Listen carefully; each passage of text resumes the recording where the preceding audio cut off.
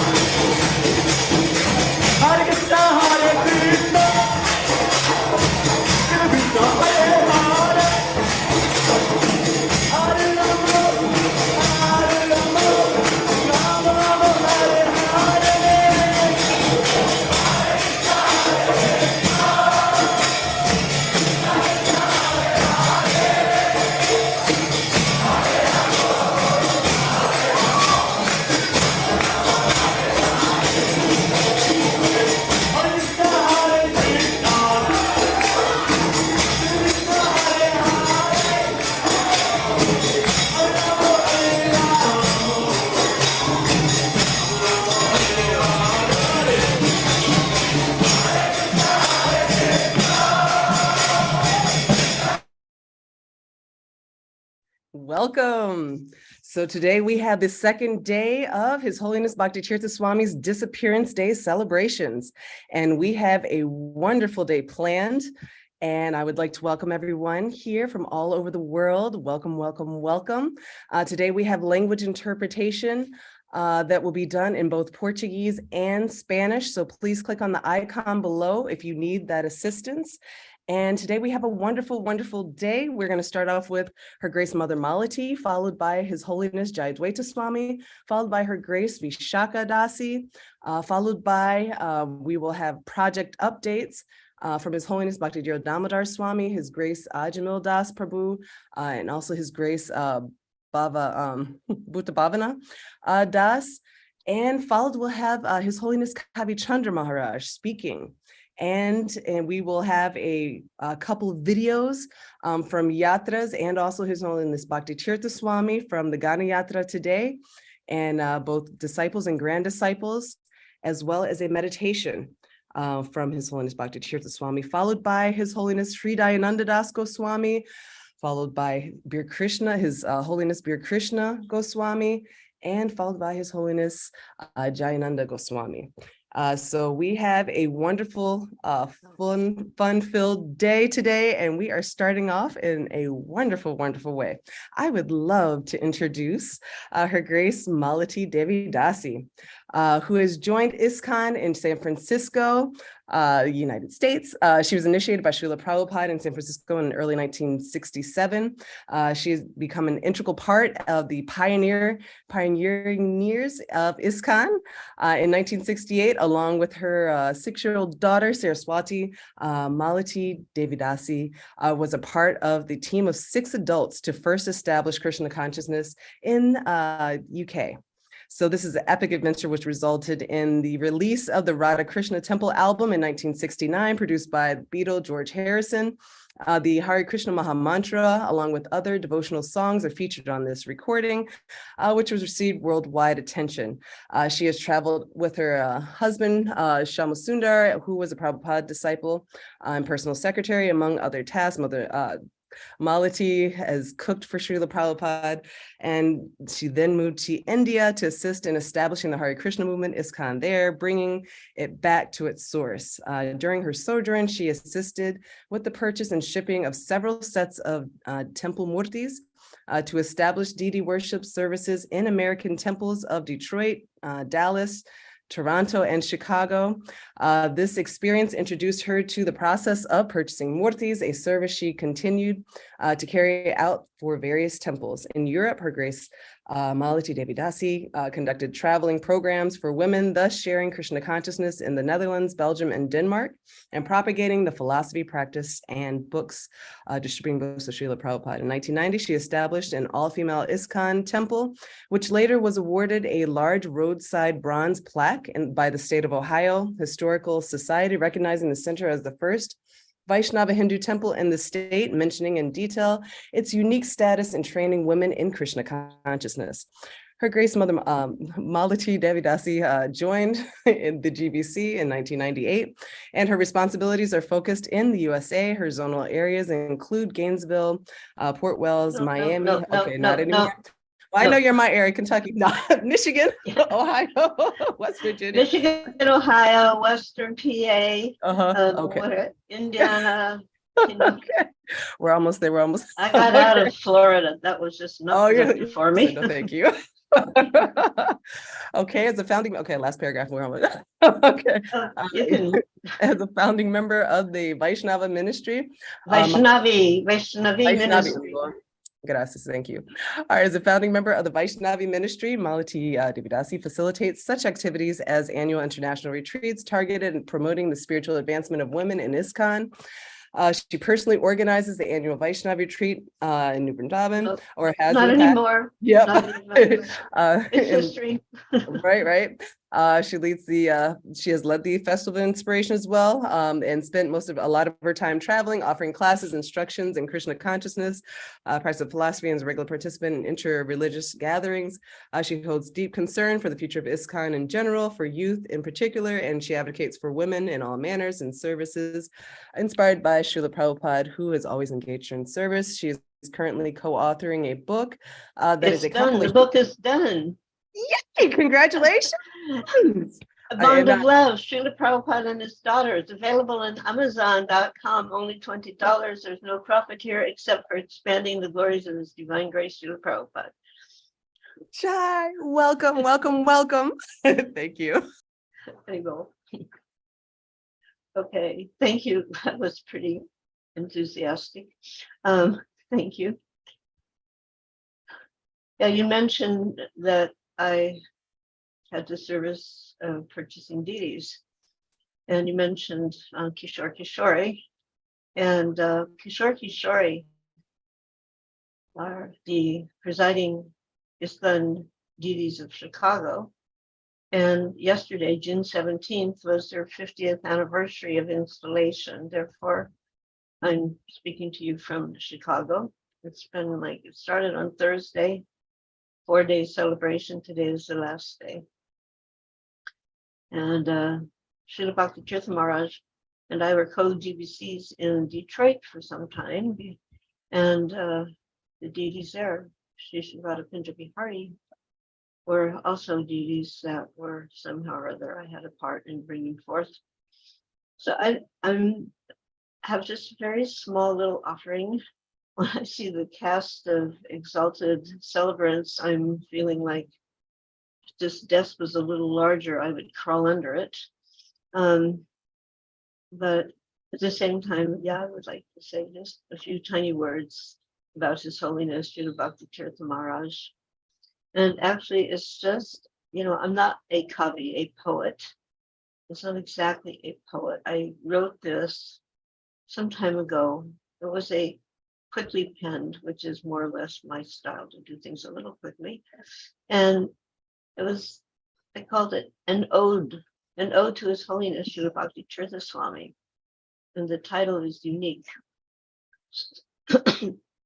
I'm not a great reader, but I will do my best. Unique, an ode to His Holiness Srila Bhakti Tirtha Swami. The imprint of each soul in this world is unique.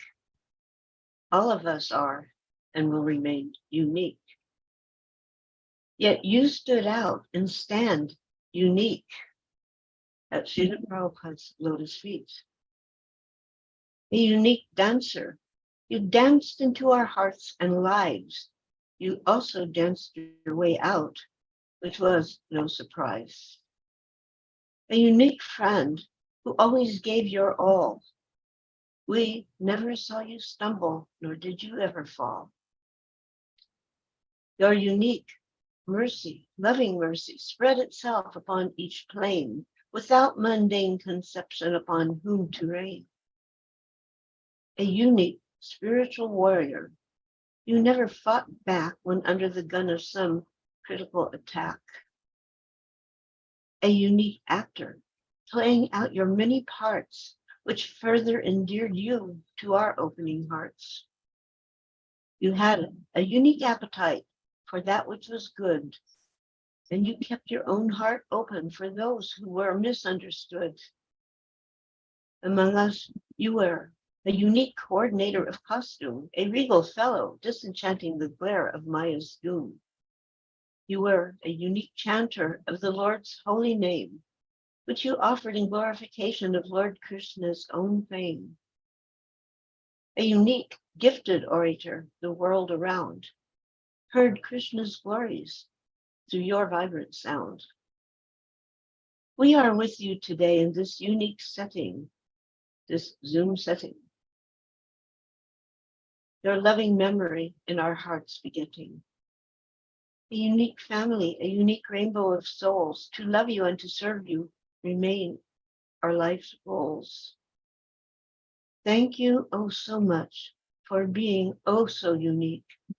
May we ever fall at your lovely, unique lotus feet.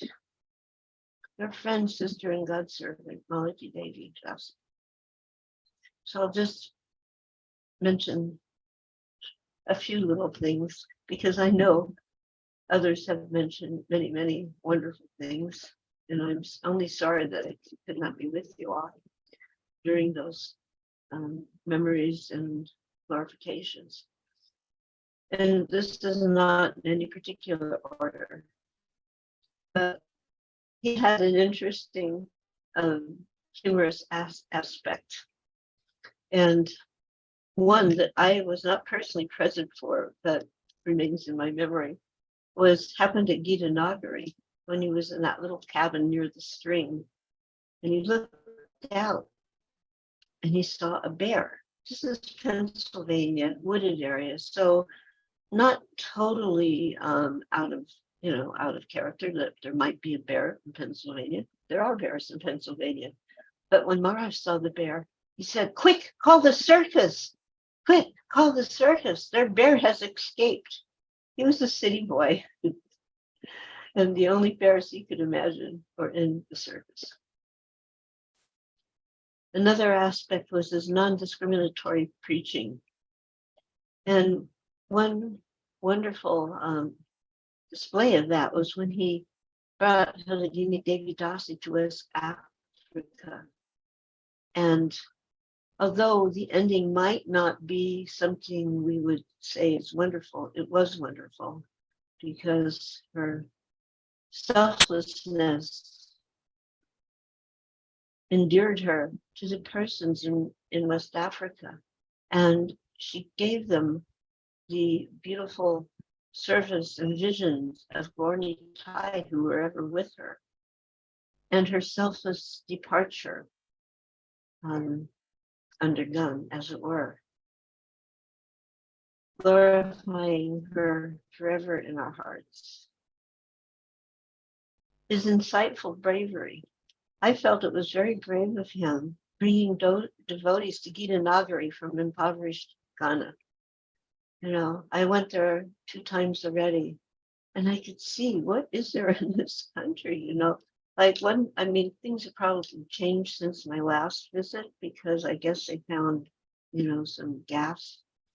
So when that happens, things swiftly change.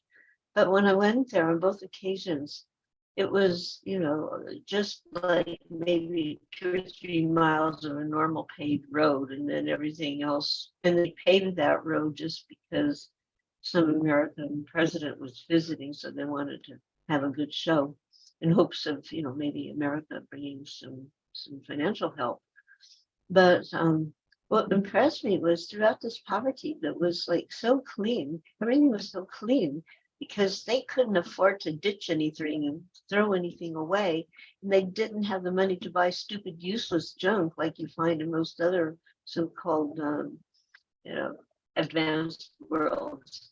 And they could take an old car, and just like an old car that you would find trashed anywhere in America with weeds growing in it and out it and around it. And they would find whatever they had to find from another old car and make these old jalopies run. They just were really expert at recycling. And you didn't find little pieces of junk and paper and beer cans and bottles of this and that. They used everything. So I really appreciated that. And I was often, thinking when they bring these devotees to America, and particularly to 𝐸𝐸, you talk about culture shocks. And I was thinking that must have been one. So I felt that was very brave. Another thing that I really appreciated and observed was his kindness to children and youth. And especially with the children, he would playfully yet soberly join with them into sports, even bicycling, recognizing their needs as young people, and encouraging the older youth, both in their youthful activities and in their Krishna consciousness. And he went out of his way to reconcile, even if unfairly accused or attacked. And I saw this in 2 particular standout occasions, which I won't get into, but he didn't flip him off. He could have done so because it was utterly, ridiculous. But he mediated, even gave to one person a very large donation, not to buy the person off, but to just give something that he could, that person could maybe accept and utilize. And even when he would go out of his way to reconcile. Even then, sometimes some people were just so lamentable that they couldn't recognize what a great gift they had been given. I remember we had this van in Columbus. It was a big old gray Econoline van. And we named it Matsya Avatar because it had big wheels and I could like drive through flooded areas sometimes. Anyway, somehow or other that van was purchased by Gita Nagari. And then I found out that Bhakti Tirtha was being driven around in that van. And, you know, people sometimes like to accuse the GBC of like, you know, I don't know, like that we all have an unlimited bank account and, you know, the best of cars. And here was, you know, Srila Bhakti Tirtha Maharaj being driven around in Matsya Avatar, which was a faithful vehicle, but it was not top line. And then my GBC Seva, that was directly a result of Srila Bhakti Tirtha Maharaj, Radhanath Swami, and Ravindra Swarup. And of all of them, Bhakti Tirtha Maharaj, in a very, you know, he didn't orate or he didn't say a whole lot. It was very minimal. He just said, you're already doing this service. Just go for it, you know. And I mean, it seems like not much, but it was really a lot. And it really gave me the courage to say, okay, I'll try. You know, and I tried. And suddenly I found myself a member of the GBC body. So I was just having a few reflections, 2023, today actually. And I remember the last Rath Yatra dance that I witnessed. We all know that he was a wonderful dancer. It was Toronto. And if you've ever been to the Toronto Rath Yatra, it's quite long and it goes down a really long street, Yonge Street, and then heads over by ferry boats to an island. And I somehow or other, I usually never sit on the Rath carts, but somehow I was on Subhadra's cart. I was invited to get on her cart and I went. And Srila Bhakti Tirtha Maharaj spent the entire parade in front of Rathaya, in front of Subhadra's cart, dancing like a madman. But at that point, we knew his foot was extremely painful. They had gotten him some kind of, you know, supportive sneakers, but we knew it was painful, but he never let up. And the next week, he was to go to Detroit. We would meet in Detroit, but he never ended up in Detroit because at the end of that festival, the pain was so severe that he was taken to a hospital for x-rays and the news was not encouraging. So then he was gone back to the DC area to be cared for by his devotee doctors. And at one point we got the message, I mean, so many things were being tried. And one message came finally that it was like a last hope against hopes, but you know, maybe just amputate the foot, get rid of that whole foot, which had the cancer on it. And he asked me what I thought. I said, we don't care about your foot, we care about you. But alas, of course we care about his lotus feet, but at that point, we just cared about him. But alas, it was too late. As is often seen among great devotees, Sridhar Swami, Tribhuvannath, Prabhu, Rasavya, who all ignored their own condition in their quest to serve others. Hearing about his imminent departure, I was returning from our annual Rath Yatra cross-country tour in the van with young aspiring devotees, crossing endless cornfields through Iowa, into Indiana, more cornfields, into Ohio's Corn Belt, streaking past the 25-minute panhandle part of West Virginia, passing into bypassing New Vrindavan. You know, there's a cut off to New Vrindavan. We didn't even think about it. crossing into PA, foot to the pedal, breaking speed limits. It's like we were flying under the radar, undetectable on those interstates and turnpikes. I mean, I really don't know how we were not stopped. And finally, the exit for 𝐠𝐸 appeared. Oh, 45 more minutes, but no, it's got to be faster. And there's no cell phone reception, so we didn't even know that we were already past time. Running into the temple, this chair was empty. Nothing looked normal.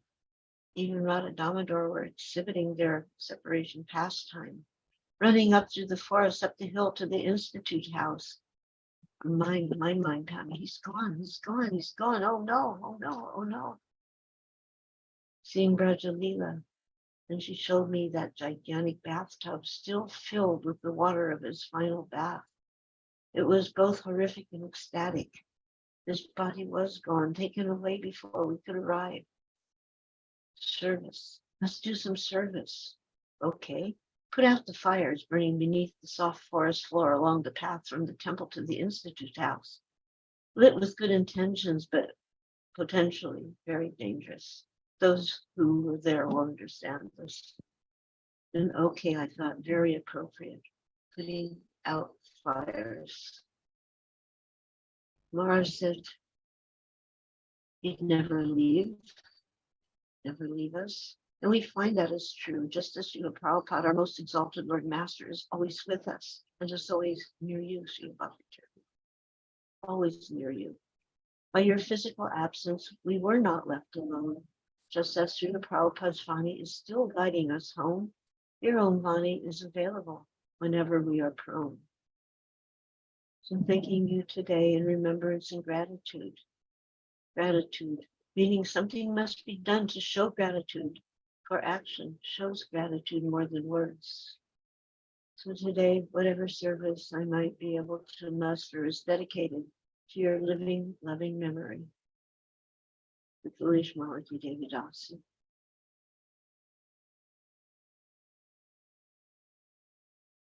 That was my humble effort. Thank you so much. Thank you so much. I don't want to leave all of you, but they're expecting me. I'm here at their expense and to have a service for me. Thank so you I so head much. at the lotus feet of all of you. And if it's still going, how long do you think you'll be going on? This one, it should be going on till about probably 3, most likely. 2 o'clock Chicago time. Oh, yes. I'll miss you all. Miss you too. And thank you so much. Thank you so much for being here. And thank you so much for sharing your beautiful memories, pastimes, and just the ode. That was a beautiful. He was unique. He remains unique. Those Yeah. beautiful dancing lotus feet. Hare Krishna. Jai Hari Krishna. Thank you so much. Okay, so now we are going to our next speaker. We have His Holiness 𝐁𝐸𝐴 Swami, who is a Gaudiya Vaishnava Swami, editor, writer, publisher, and teacher, and a disciple of I don't think Srila. he's here, Krishna Shakti. Oh, okay, thank you. All right. So we may have a video instead. Okay. We're just waiting for the tech team. Okay, Yeah, wonderful. if we can check. Is Ananda Rindavani here?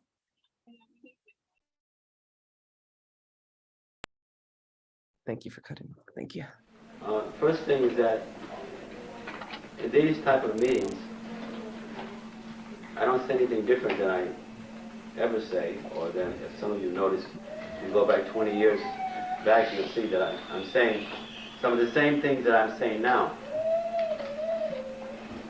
but always with some different emphasis. We have more of a disciple meeting, it's an open meeting, but it's particularly a time that we try to apply the philosophy more, and it's a time that we look more for accountability, in terms of my accountability to all of you, and in terms of your accountability to Vaishnavas, to Guru, to Krishna, and the Parampara. And it's very apropos for this particular setting, because we remind you over and over again, this is the community. When Srila Prabhupada was leaving the planet, this is the community that he was on his way to implement the last half of his mission. So this is a community that should always be taking inventory, engaging itself in application, and trying to see how to bring in those factors that help to create a social economic arrangement for ISKCON's, of the Krishna conscious society, stability. Now, I'm taking this opportunity to meet with all of you because, one, we're ending the Kartik period, and I'm leaving tomorrow, so this is the last day I'll be with you for the Kartik period. You will hear from Washington. I go back to Washington tomorrow. I'll literally pack, and then I'll be going to Los Angeles, Hawaii, and going to the next few days, whether I'm going to Africa and a few other places. So, Kartik time, of course, is extremely special because it's particularly a time to make serious vrats, serious vows, and it's a time to be able to accelerate one's consciousness, one's commitment, and to look closer at one's responsibilities. So,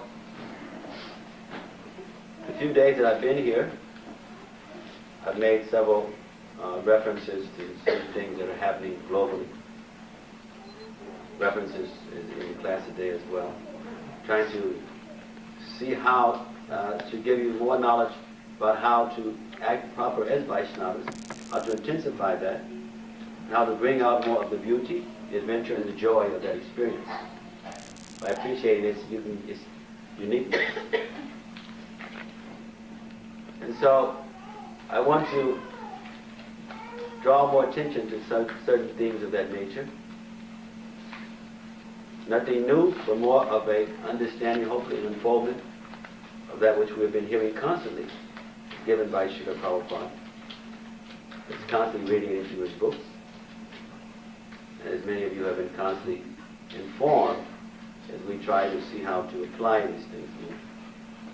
Because it's the element missing very much in our movement is that we have philosophy. We have a poor social economic infrastructure. A lot of that is based on the fact that we have not positioned ourselves to be able to fully imbibe spiritual culture, Varnashram Dharma, Vedic culture that leads into transcendental culture. Varnashram Dharma, or simplicity, is just a step. It's not a goal. And so, circumstances, situations will ultimately force us into that kind of lifestyle. Because as mature civilization falls, there'll be nothing left but basic, simple lifestyle that is natural to Mother Bhumi. Not the kind of artificial scheme of things that we have to rely on now. So I want to address this in two parts because the second part has no meaning without the first.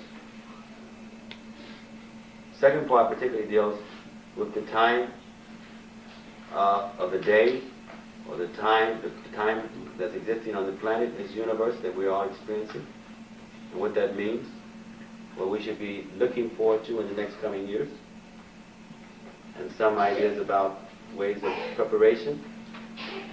None of it has any meaning without the first part, because there's all kinds of materialists who are also becoming aware that their wonderful materialistic structure is practically something of the past.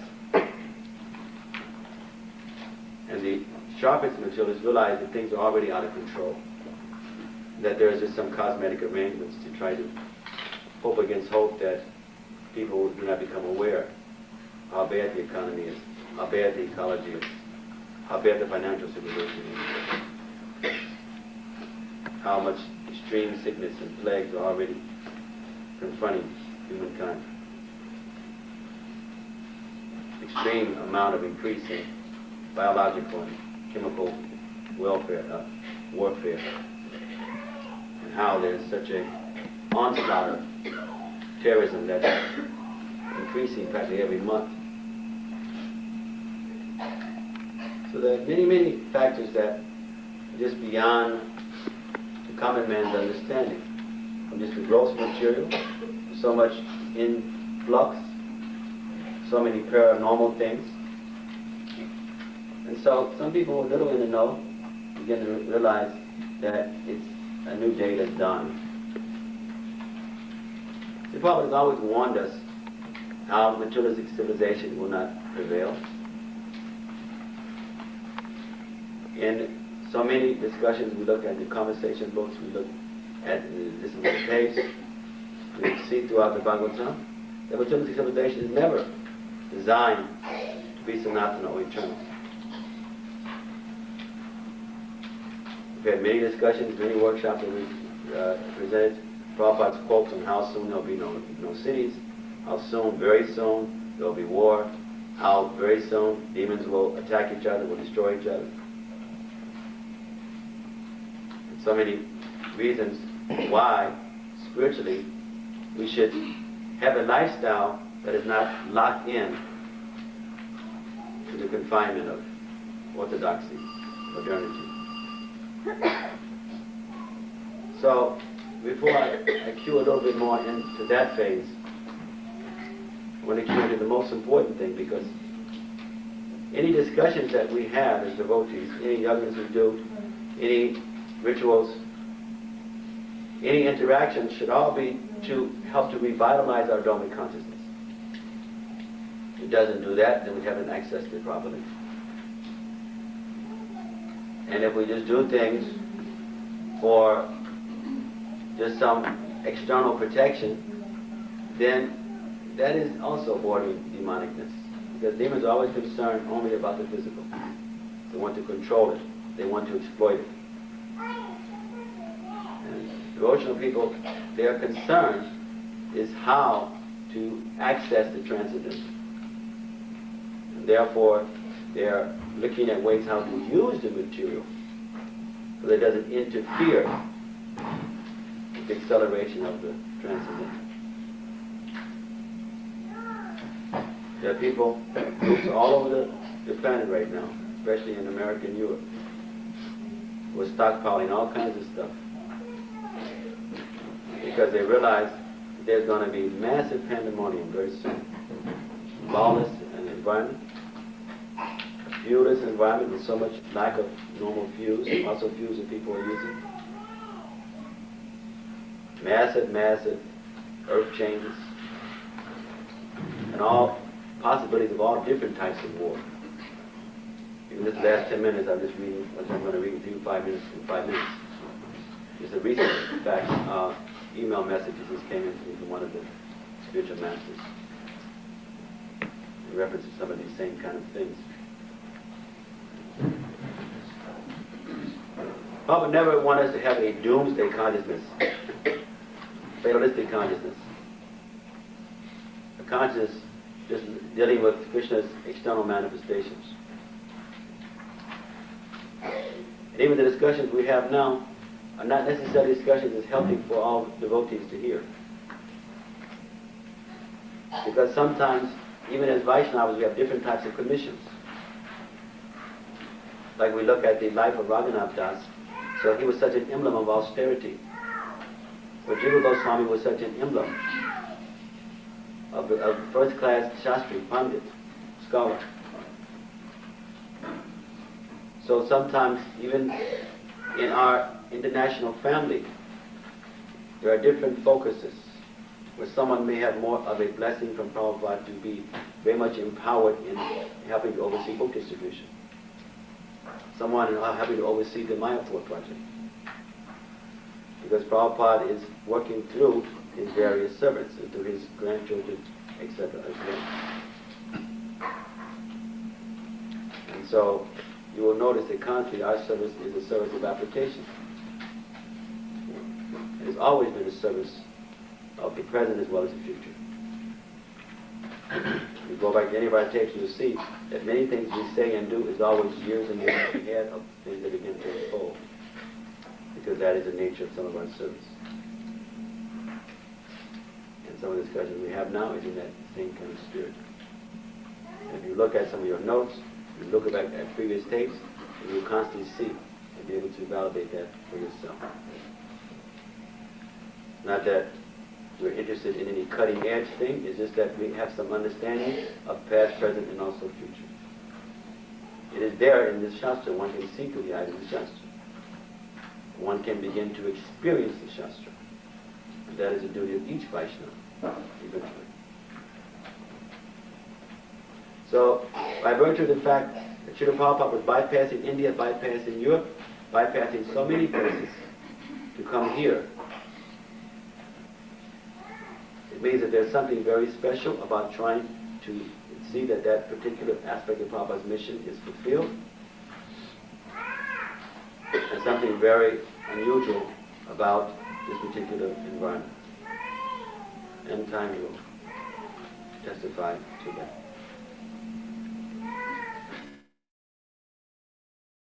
All right, that was beautiful. All right, so we would like to continue the program. That was beautiful words from the video, What is Our Commitment to God? From His Holiness Bhakti Tirtha Swami. And we are going to continue with the next guest, Her Grace Vishaka Devi Dasi. Her Grace Vishaka Devi Dasi is a disciple of His Holiness His Divine Grace A.C. Bhaktivedanta Swami, Srila Prabhupada. As a photographer, Vishaka Devi Dasi traveled with and photographed his Srila Prabhupada and was his student within India, Europe, and the United States. As a writer, she has written numerous books. Also with Back to Godhead magazine, she's published several articles as well as 5 books. And most recently, award-winning bestseller, a memoir, 5 years, 11 months, and a lifetime of unexpected love.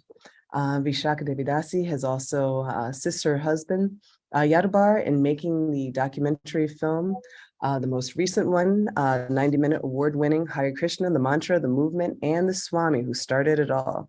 She is currently serving as temple president at the Bhaktivedanta Manor in the United Kingdom. We would like to welcome Her Grace Vishaka Devi Dasi. Thank you so much. Hare Krishna, thank you so much. Namo Vishnu Padaya Krishna Prastaya Bhutale Srimate Bhaktivedanta Swami Niti Namane. Namaste Saraswati Devi Gauravani Pracharane Nirvase Sasunyavadi Paskyata Desha Tarane. Jai Shri Krishna Chaitanya Prabhu Nityananda Shri Advaita Gadadhar Srivasadi Gaur Bhakta. Hare Krishna, Krishna Krishna, Hare Hare, Hare Rama, Rama Rama, Hare Hare. Vanchakalpa tarubhyascha, kripa sindhu vyaevacha, patitanam pavanebhyo, Vaishnavebhyo. Hare Krishna, thank you so much for inviting me to this very auspicious occasion, very auspicious gathering. I'm so delighted to be with you all, to glorify His Holiness Bhakti Tirtha Swami, such an extraordinary personality. I remember him always as being so dynamic, as we saw in his video just now. He's always churning to figure out how to attract people to Krishna consciousness in new ways and very relevant ways, ways that are very appropriate and practical for the time and place. And he was very conscious of the degradation that we were experiencing, the stress he would speak about, and the detrimental effects of stress, as he just spoke about climate change, which is now becoming increasingly, since his passing, it's becoming increasingly pressing in the world, and how Krishna consciousness can directly impact and improve these critical problems that we're facing. So I think in my estimation, he really picked up Prabhupada's philosophy and imbibed it fully in his heart. And it was due to that he was so dedicated to Prabhupada's mission and constantly exploring ways to communicate that effectively with others. And we saw that he was very effective in his communication. He has such wonderful disciples here in the UK. We're very fortunate that Chitti Shakti Prabhu is here, and Bhuta Bhavana Prabhu and others who are carrying on with his spirit of enthusiasm and his, you could say, very avant-garde presentation, very much practical, relevant, in tune with the needs of the day. And so this is actual compassion. that we want to reach people with what they're concerned with and show them how Krishna consciousness can impact their lives in a favorable way, both individually and in terms of society, in terms of nations. We have so much to offer, and Bhakti Tirtha Maharaj was so conscious of that and present to that and eager to give that to others in whatever way that he could. So we feel very indebted to him, very inspired by him. I can tell my little story.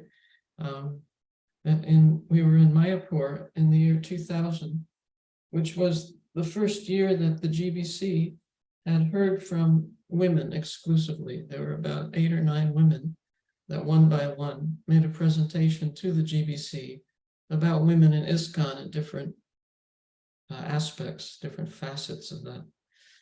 And so at the end of that, it was a very dynamic presentation. At the end of the presentation, it was decided that a woman should lead Mangal Arti in Mayapur, and also a woman should give the Bhagavatam class in the morning.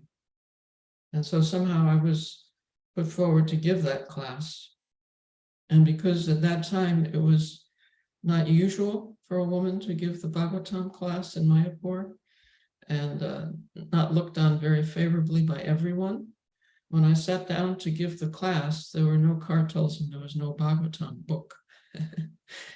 And Bhakti Tirtha Swami was there present. In fact, he had been dancing during the Guru Puja so vigorously, so energetically, that he was profusely perspiring.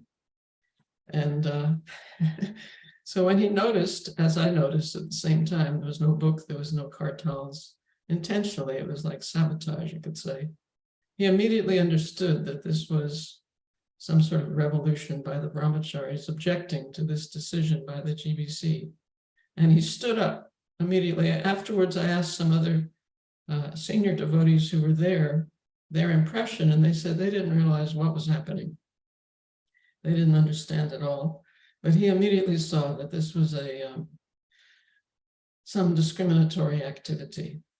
And he stood up and he turned around, and his whole kurto was stuck to his back from the perspiration of his energetic dancing during the Guru Puja that had just ended. And he turned to the brahmacharis, these Mayapur brahmacharis who were responsible for providing these things. And very sternly he said, "You get that book and you get those kartals." And they scurried away to do that immediately. They knew that they had met their match and more than their match. So in that way, he was quite heroic for those who are not treated perhaps as they should be treated. And he recognized the problem and took immediate action to rectify it. And he did that consistently, I think, with women, with children, with elderly people, with disabled people, with Black people. So he's very exemplary in that way, and fearless, and always striving for newer and newer ways to embrace these groups and all groups that somehow often don't have the facilities that others are given. So that was his compassion also. And he did that also through his writings. He was quite prolific, I'm sure all of you know, quite prolific in his writings, and not afraid to try new things, new ways to attract people to Krishna, whether it's through psychology or, as I say, current events. There's so many ways to explore. And it was also through the radio. I spoke to one of his key disciples, asking them how they came to Krishna. And this very well-educated, well-placed person was saying that when he drove to work in the morning, just to pass the time, he would turn the radio on and he would repeatedly hear Bhakti Tirtha Swami speaking on the radio. And he was very attracted to his presentation. And he said from that, he became inclined to listen to him more, to read his books. And then at some point he realized, this is Hare Krishna. He said, oh no, not Hare Krishna. But it was too late. He was already embraced by Prabhupada's mercy, Bhakti Tirtha Swami's mercy. And now he's just a wonderful, exemplary devotee, leading so many other devotees. as a disciple of Bhakti Tirtha Maharaj. So we feel very indebted to Bhakti Tirtha Maharaj. We're so glad that his legacy is being kept alive by his followers and his advocates. And we're very grateful to you for that, for all the service that you're doing. And we encourage you to continue to keep his legacy alive indefinitely. Such the human form of life is meant to glorify those great souls who are Krishna conscious. And so this is the perfection of speaking, to speak about those who are sincerely and have been sincerely representing the parampara and doing all they can, using their life energy to propagate Krishna's glories and Krishna's culture, a culture that's so rich and satisfying that you can apply it personally and find peace of heart. And then I was just saying that you can, in your communities also, it can make a dramatic impact, favorable impact. So thank you so much for the opportunity to speak a few words. All glories to Srila Bhakti Tirtha Swami, all glories to Srila Prabhupada. Hare Krishna. Hare Krishna. Thank you so much for sharing. Very beautiful. Very beautiful. Definitely. All right. So now we are going to continue, and we are going to Disciples project updates. And we will begin with His Holiness Bhakti Tirtha Damodara Swami. His Holiness Bhakti Tirtha Damodara Swami is a disciple of Bhakti Tirtha Swami and has been serving in the ISKCON since the 80s. He is the first African sannyasi and Diksha Guru in ISKCON. He regularly teaches Bhakti Shastri and Bhakti Vaibhav courses in Vrindavan Institute of Higher Education and at the Mayapur Institute, and facilitates numerous seminars on the practical aspects of Krishna consciousness philosophy, such as community building, self-sufficiency, etc. And he has authored a book entitled Spiritual Connection, Understanding the Dynamics of Guru-Disciple Relationship to help devotees to take the next step in their spiritual journey. He tours extensively throughout the world, particularly in Brazil, India, Mauritius, and Seychelles, the United States, and in different countries within Africa to deliver the message of Krishna consciousness. Following the desire of his spiritual master, Bhakti Tirtha Damodara Swami, is also developing vibrant Krishna conscious self-sustainable farm communities in Ghana and Nigeria, Africa. He is also known for his humility, gravity, and deep knowledge of scriptures, being a perfect example of the living Guru's legacy. All right, thank you. Welcome back.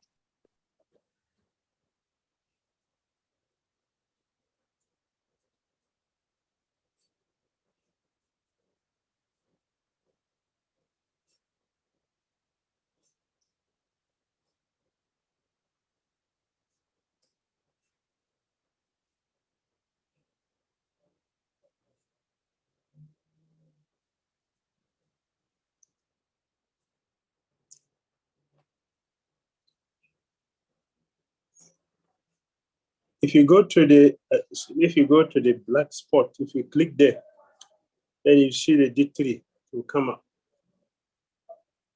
You can scroll down.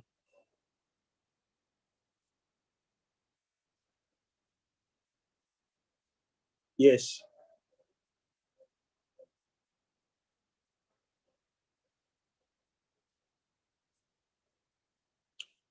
It is not open yet. Right.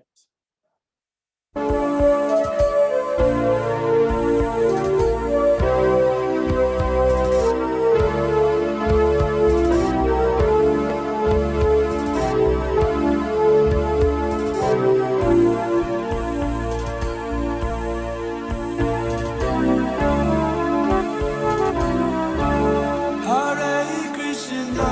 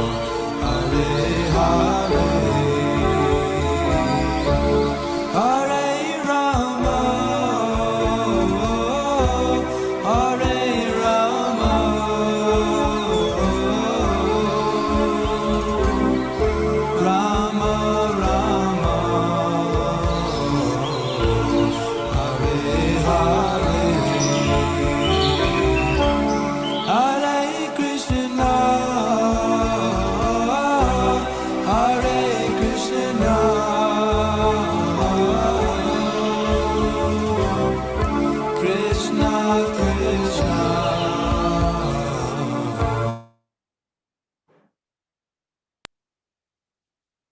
you very much. The devotees following the legacy of His Holiness Bhakti Tirtha Swami Maharaj, he wanted that we should have a self-sufficient community, and it says sustainable community. Here in West Africa, in Nigeria, in Benin City, they had a very big land. He designed exactly where. So what you see here, it is the design he has given to the community. The land in Benin City, Nigeria, he was trying to develop.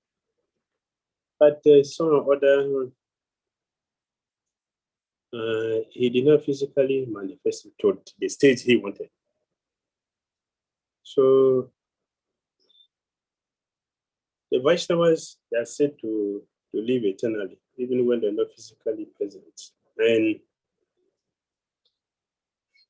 the devotee disciples who are actually appreciating what the spiritual master is doing in their life, they will show it more when the spiritual master is not physically present.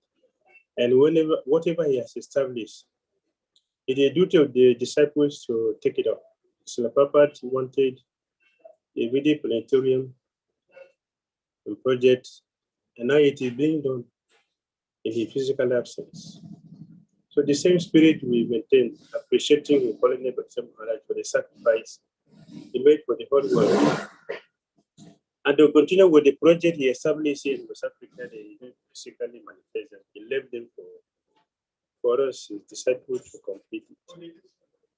So we are doing this in appreciation for him, and to continue with what his desire, to have a community that will facilitate devotees' life. So here we have a clinic. I remember he personally told me to have a social service for people in general, because many people may not have the karma to take to Christian consciousness through philosophy. They have to find different ways to bring people into Christian consciousness, which was the reason he established the Institute for Applied Spiritual Technology, a way to bring people from different backgrounds to take to Christian consciousness. So we have a farm here in this community where we will produce our own food. We will have a cottage industries. We will make all our things that we need ourselves. He was doing them here in Lagos for many years. I remember those years which people were saying, many people were saying around the world that he left the movement. Gurudev didn't leave the movement. That time people were saying that he left the movement was the best period of his born in West Africa, particularly in Nigeria, because he was staying here with us. He was not going to the GBC meeting. He was not going to other countries to preach Christian consciousness as he was doing, because he was spending the whole of his time here in Nigeria. So he established all these things. We're producing our things ourselves. We're making the shoes, and we're making washing and bathing soaps. We're making bradangas. We're making cartas. We're making candles. We're making ceramic wares, and farming. All these things were going on fully here in West Africa those times. So it was the best time of his calling in West Africa that time. But we were not mature to handle those things, so we didn't maintain them. But by his mercy, we don't have to remain babies all the time. We have to become grown-up children to handle what the spiritual master has established. So we are doing this thing as an offering to him. So we have a lot of facilities here to offer to people. And for that reason, we put up this community. And by his mercy, he is facilitating everything. We have passed through the planning stage. The architecture has finished the work. the government has also checked everything, all the necessary things the government have gone through, checked everything, and they have given the approval to pay all the fees, the government fees for them to give the approval, which is already done. And now we are at the stage of trying to do something. We also expanded the land for the agriculture, so we can produce everything, varieties of fruits, food trees, vegetables, grains, and all the necessary things that we need to be self-sufficient. And all of them are organic. There's no chemical things here. We are also many cows already in the project. So everything is going on by his costless mercy.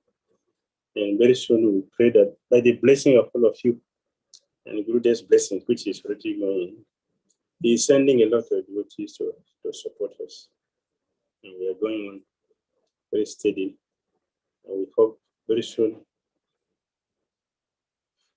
all of you will be invited to come here and see what the Gurudev have been doing all the years he spent here in the movement. And you will see that it's a home for all devotees who are interested to commit their life to Krishna fully, like Gurudev lived his life. They come here and feel at home. And Christian consciousness is not a foreign thing, it is their culture. And the facility to make you feel at home is being provided here in this community. The Gurudev yesterday mentioned that they see the whole world as a global village. But it has to be practically experienced. So we're providing the facility to have it done. Thank you all very much. Hare Krishna. Thank you, Maharaj, for sharing that beautiful, beautiful project and inspiring all of us. As we know, Gurudev definitely had your project at the center and projects like that at the center of his heart. And so the fact that you're doing it, creating it, cultivating it, and creating a space for many devotees to join, and then also just, I mean, that was his legacy. So it's beautiful and very inspiring to see the manifestations, also see what will take place, what's taking place now and what will take place in the future. So very, very exciting. I look forward to hopefully visiting someday. Definitely. We are waiting for you. Coming soon. Definitely looking forward to it. Yes. Okay, so I would like to open it up if there are any devotees who would like to share about community projects or different projects that they're working on. That it's open right now. You can raise your hand. And if not, we will go on to the Beggars series, a short video. All right, we are going to proceed with the beggar. Meditation 33. Compassion is the key. Yesterday, my dear Lord Shyam, I tried to make an appeal to you. I inquired, "Dear Lord, since I have been away from you for so long, trying to do your work in the material worlds, don't you think it is time for me to return home, back to your divine abode?" You glanced at me in a penetrating and loving way.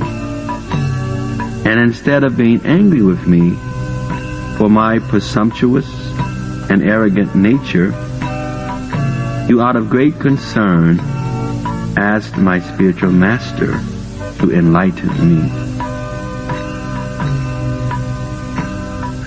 The spiritual master said, "My dear son, please come with me." See that blind man stumbling around, trying to move about as people are bumping into him? When your compassion is so strong for this soul that you are ready to take his place, freeing him from his torment, then you will be a candidate for the kingdom of God. As I studied the blind man's condition, I was overwhelmed with compassion. The spiritual master said, "My dear son, please come with me. Observe this man who has impaired speech. There are so many things he would like to talk about and to express to others, but since he cannot talk, he is usually disregarded. And this leaves the poor man in great frustration. When you are ready to take his place, so he can be freed of his torment, then you will be a candidate for the kingdom of God." As I studied the deaf man's condition, I was overwhelmed with compassion. The spiritual master requested that I continue with him. He said, "Please observe the invalid confined to his bed. Notice how he is a burden to his so-called friends and family members. They will be so relieved when he finally dies. When your compassion is so strong for this soul that you are ready to take his place so he can be freed from his torment, then you will be a candidate for the kingdom of God." As I studied the invalid's condition, I was overwhelmed with compassion. The spiritual master mentioned, "Come this way, my beloved son. Take notice of this homeless man. At the end of the day, he has no family or home to return to. And even when he tries to find a place to rest, sometimes the children harass him or the police arrest him. When your compassion is so strong for this soul that you are ready to take his place so he can be freed from his torment, then you will be a candidate for the kingdom of God." As I studied the homeless man and his condition, I was overwhelmed with compassion. The spiritual master again requested that I continue with him. He said, "Observe this single woman with many children. For so long she has been looking for love, security, and protection. However, after being cheated, maltreated, and abused by her previous husbands, she is now single and has no substantial means of taking care of herself or her children. When your compassion is so strong for her that you are prepared to take her place so she can be freed from her torment, then you will be a candidate for the kingdom of God." As I studied her predicament, I was overwhelmed with compassion. My spiritual master then led me to a situation that seemed to be a contradiction. He said, "Please observe this woman. We took notice of a very wealthy lady who seemed very secure. However, each moment was hell for her because she had no children and desperately wanted to be a mother. She questioned her womanhood, as did her associates. She felt cursed by Providence and often thought of committing suicide. When your compassion is so strong for this soul that you're willing to take her place so she can be relieved of her torment, then you will be a candidate for the kingdom of God." As I studied her predicament, I was overwhelmed with compassion. The spiritual master further requested that I continue with him. "Please observe this wretched man sentenced to a life of imprisonment. Each day he wakes up with nothing to look forward to. He has lost all contact with the outside world. Even his own family no longer communicates with him. He wishes that he had never been born and prays for his life to end. He would like to commit suicide, but his imprisonment will not provide such freedom. When your compassion, my dear son, is so strong for this soul that you're even willing to take his place so he can be relieved of his torment, then you will be a candidate for the kingdom of God." As I studied the prisoner's condition, I was overwhelmed with compassion.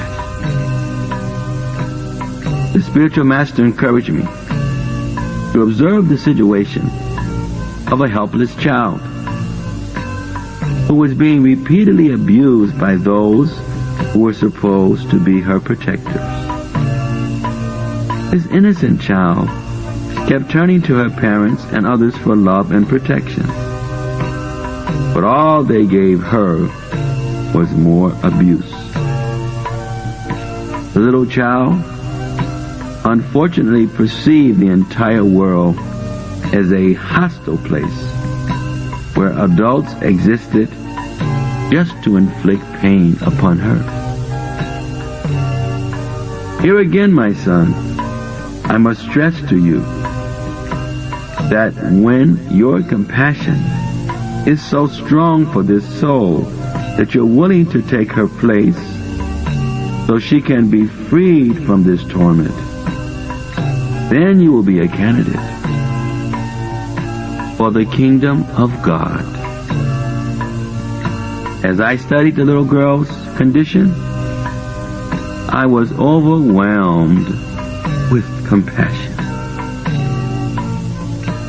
The spiritual master asked me to take notice of a refugee family. They lived like wild animals, roaming from one dangerous situation to another, looking for food, shelter, and security. Even though they were not behind bars, they were imprisoned by their desperate condition. In great fear, they tried to shake off the past, moving from city to city and camp to camp. Their release would come only from death, which stalked their every step. My spiritual master repeated, "When your compassion, my dear son, is so strong for those souls that you're willing to take their place so they can be freed from their torment, then you will be a candidate for the kingdom of God." As I studied their pitiful predicament, I was overwhelmed with compassion. I did not have time to compose myself when my spiritual master said, "Once more, please come with me. Regard this elderly lady. She has given her life to her friends and family, but now that she has grown old and wrinkled, no one wants to even look at her withered face. Even her own children treat her as if she has a contagious disease and painfully avoid her. Even the smallest request from her causes such resentment that they frequently beat her. Her family members are worse than vultures. They take her money and other assets, hoping all the while that she will soon die, so that they can be through with her once and for all." The spiritual master turned to look at me with tear-filled eyes. I had not realized how much he too had been moved by the suffering of all these souls. The tears ran more profusely down his face as he said with a choked up voice, "When you have such compassion for these tormented souls, that you not only are willing to change places with them, but are eagerly willing to remain in this hellish planet eternally, giving up all the credits you have earned so as to be used for others, when you are willing to give up all considerations for your own liberation so that these souls can be liberated. Only then can you be considered a serious candidate to return home back to the kingdom." The enormous problems and sufferings of these people overwhelmed me. I thought, is it possible for any person to have such profound selfless compassion? But before I could express this in words, I looked again at my Guru's face, and I realized how fortunate I was for standing before me, guiding me with such a selfless, glorious soul. I knew he would gladly forego all personal concerns to guarantee the return of other souls to the kingdom of God. There was nothing left for me to say or do other than to promise the spiritual master that I would not rest until I had developed such profound compassion. Such compassion is not possible without serious blessings from the Guru and other souls. So I beg for these blessings. Other than that, I will be forced to remain a pseudo-devotee. I beg that you make me such a pure devotee, although I am most unworthy.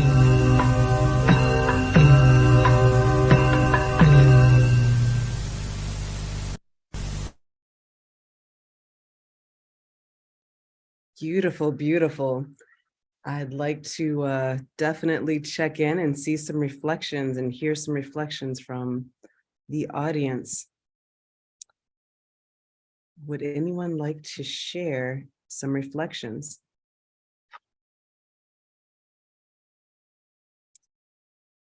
Right, we're going to call on Sahadev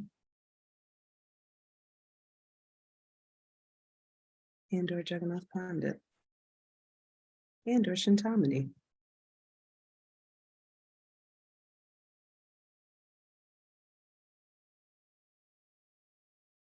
Beautiful reflections.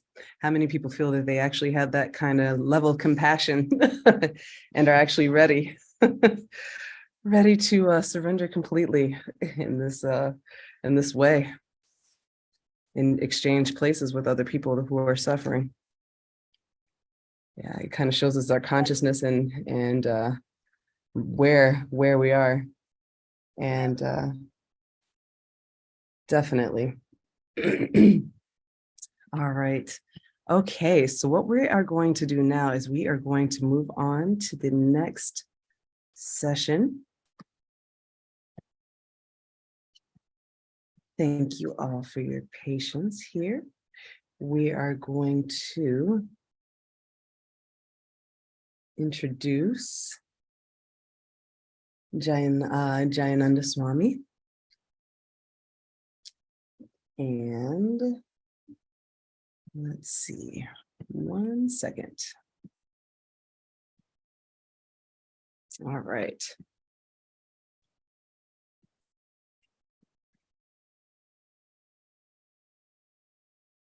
Okay, so what we are going to do now is we are very eager and happy to have you here and excited.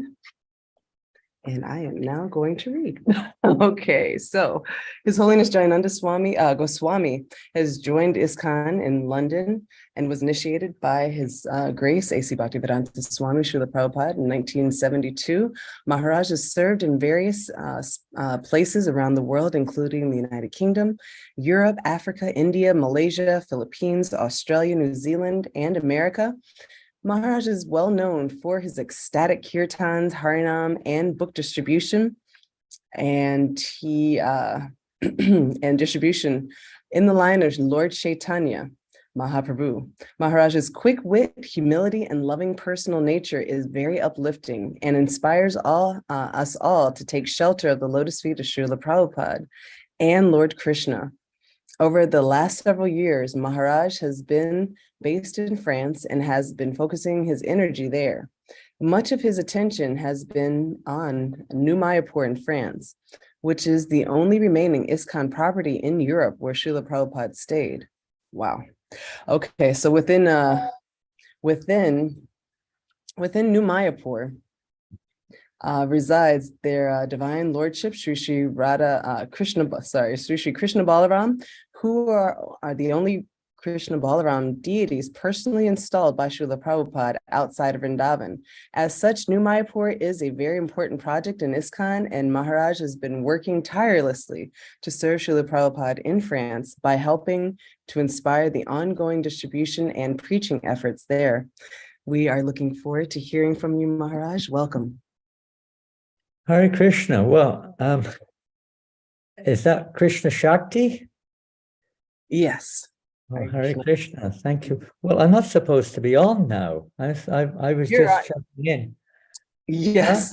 I know, but I was supposed to be on at 7:45, 8:45 London time. So how is it you're putting me on now? I was just wanting to watch the others. Oh, yes, we are Supposed to be Kavichandran Swami or somebody like that now, I think. I think we're having a little change in schedule, and we are waiting for the other speakers. And so we were very excited to see that you arrived. I was just checking in because I was kind of in the middle of other things, but maybe it's Krishna's arrangement. I don't know. I was just hoping to hear what others were going to say, because I see some wonderful Vaishnavas and Vaishnavis who are, I don't know who's spoken so far. Has Malati spoken? Yes, she did. Her Grace Vishaka Devidasi is also along with. And Kavichandra Swami?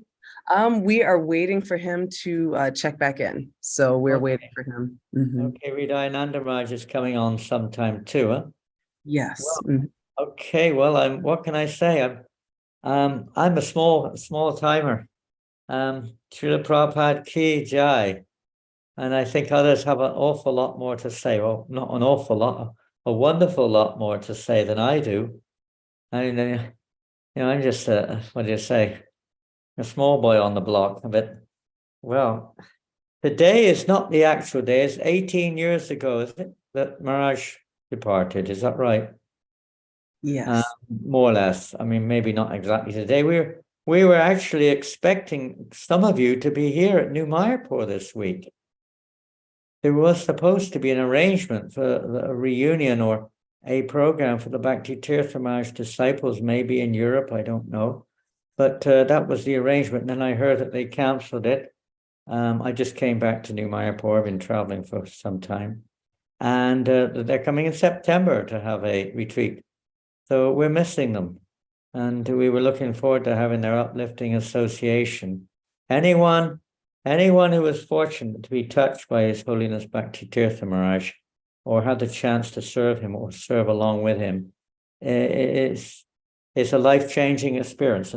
And whether we realize it or not, it's the greatest one of, because we, as a representative of Srila Prabhupada, but it's the greatest good fortune you've all had. And we were looking forward to that chance to get that association with devotees who had the good fortune to be inspired by His Holiness Bhakti Tirtha Maharaj. Anyway, we'll try to say a few words. How long do you want me to speak for? 2 minutes, 3 minutes, 4 minutes, or what? As long as your heart desires. No. I mean, that's not really that. We got to see. I mean, maybe 𝐾𝐸 Maharaj, they're very busy devotees.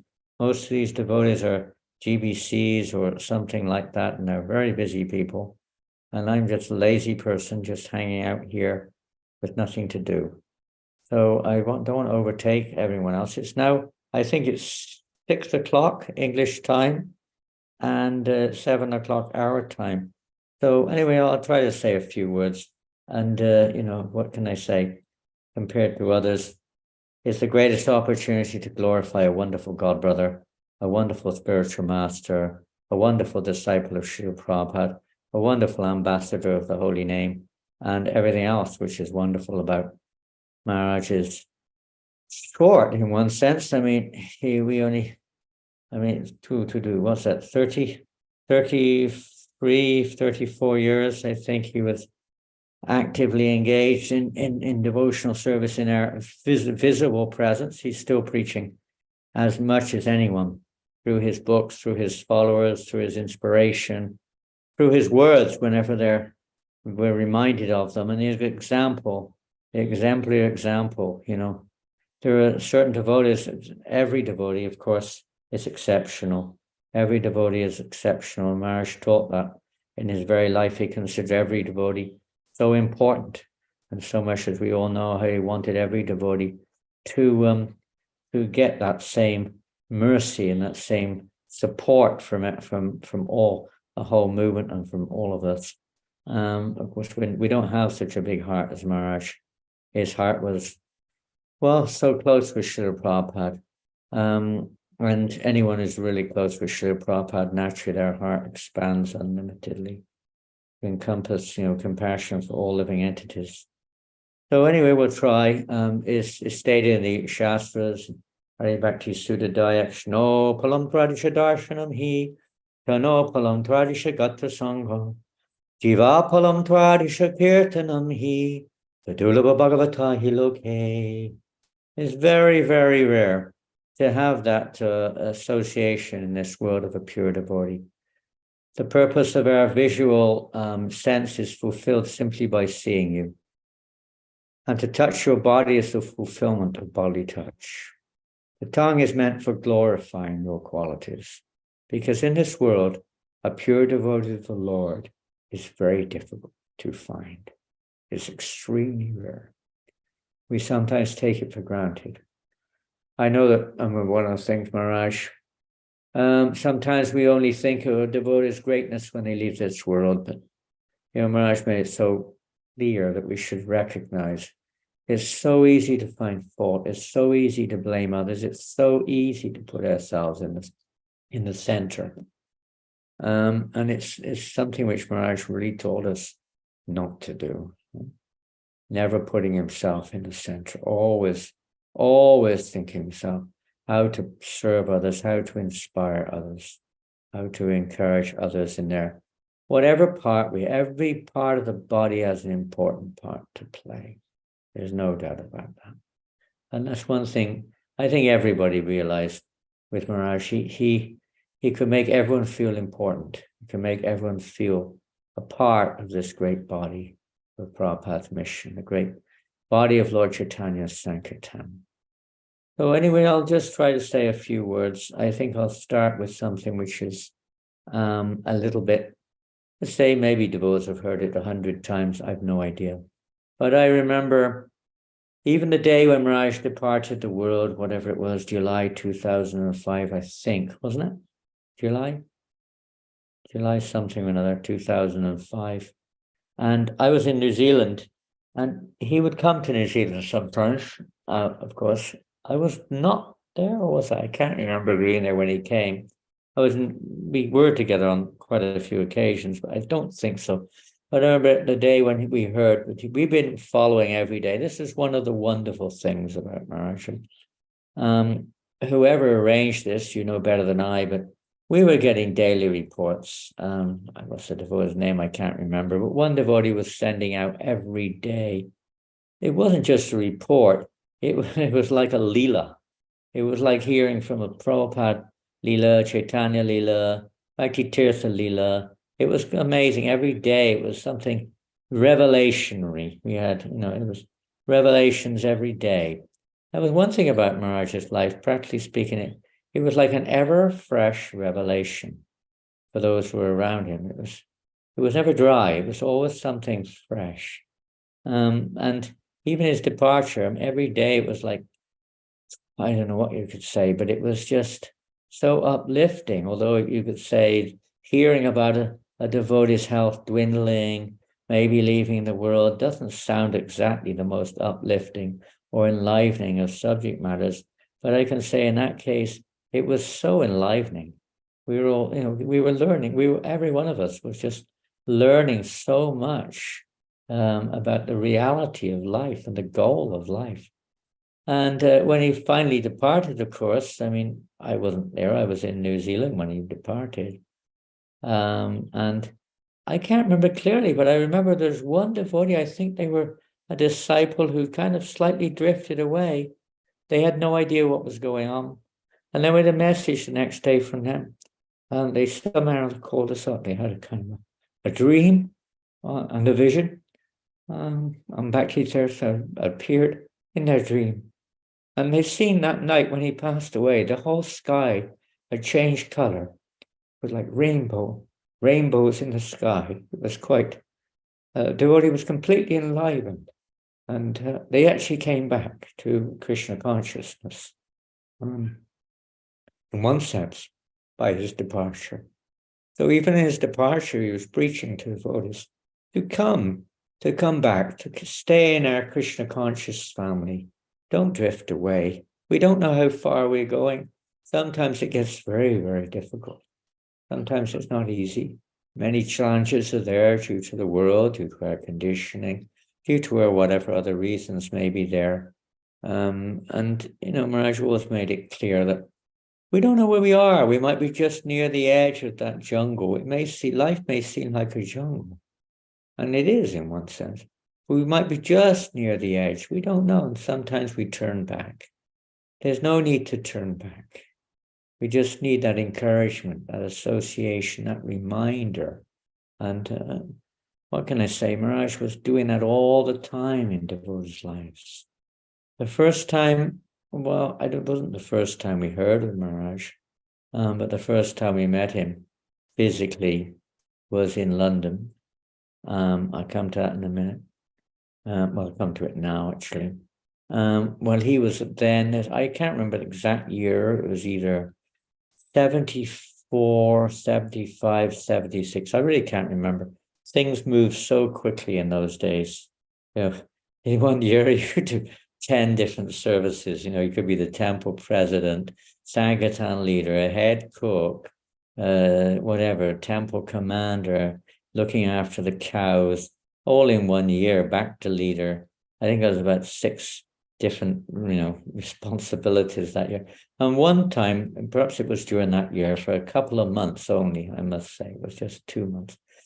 His Holiness Bhakti Tirtha Swami, this is Ganesham Prabhu in those days, of course. Famous, perhaps the most famous in one sense of his pastimes with Srila Prabhupada. That came in 77. So it may have been 76. I can't remember. When he came to the UK, and the mission was to distribute books in libraries. He'd been very successfully part of a great team under Satsrup Maharaj's inspiration in the States, distributing Prabhupada's books throughout the libraries, university libraries in particular, and professors also, all over the States. And they've been quite, I believe, very successful. That's a long time ago. And, he was really, I can't say acharya in that sense, but he was certainly a leader in that particular field of, say, acharya when he was teaching by example. So they came to Europe also with this same program because it was so appreciated by Srila Prabhupada. So he came to, I don't know where he went to England first or not, but he came to England. He went to most countries in Europe and then, of course, into Eastern Europe. But when he came to England, I had the privilege of traveling with him for a month or two on the library party. And it was, we didn't know I didn't know what was going on. It was quite something, because we were not used to it at all. It was like a whole different world of preaching. I was his partner for 1 or 2 months on this library party. Mahakram Prabhu and Kalakanta Prabhu. I think there were 4 of us who were traveling together, if I'm not mistaken. Maybe we changed over sometimes. I know all the time I was with Bhakti Tirtha Maharaj, and it was so. I just couldn't keep up with it. It was unbelievable. His focus. I never met such a person who was so focused on what he was doing. It was incredible. Whatever it was he was doing, he was just so focused on it. And he could change just like that, He was with whoever he was with, he was just completely into it. It was amazing. And on this library program, you've heard all this before in different ways from different devotees, I'm sure. But I'm just recounting my own little experience, very small compared to others. It was just something I'll never forget. I mean, we were traveling in a van. We'd sleep in the van. We'd take bath wherever we could, basically, in a river or whatever was available, sometimes in the university bathrooms, whatever it was, whatever we could come across, more or less. And he was just, we thought we were a little austere, but Maharaj, he was so, relatively speaking, comparatively speaking, he was just so austere. I mean, he would get up, and because we were never up to sea, but as far as we could remember, he would get up like 2 o'clock in the morning.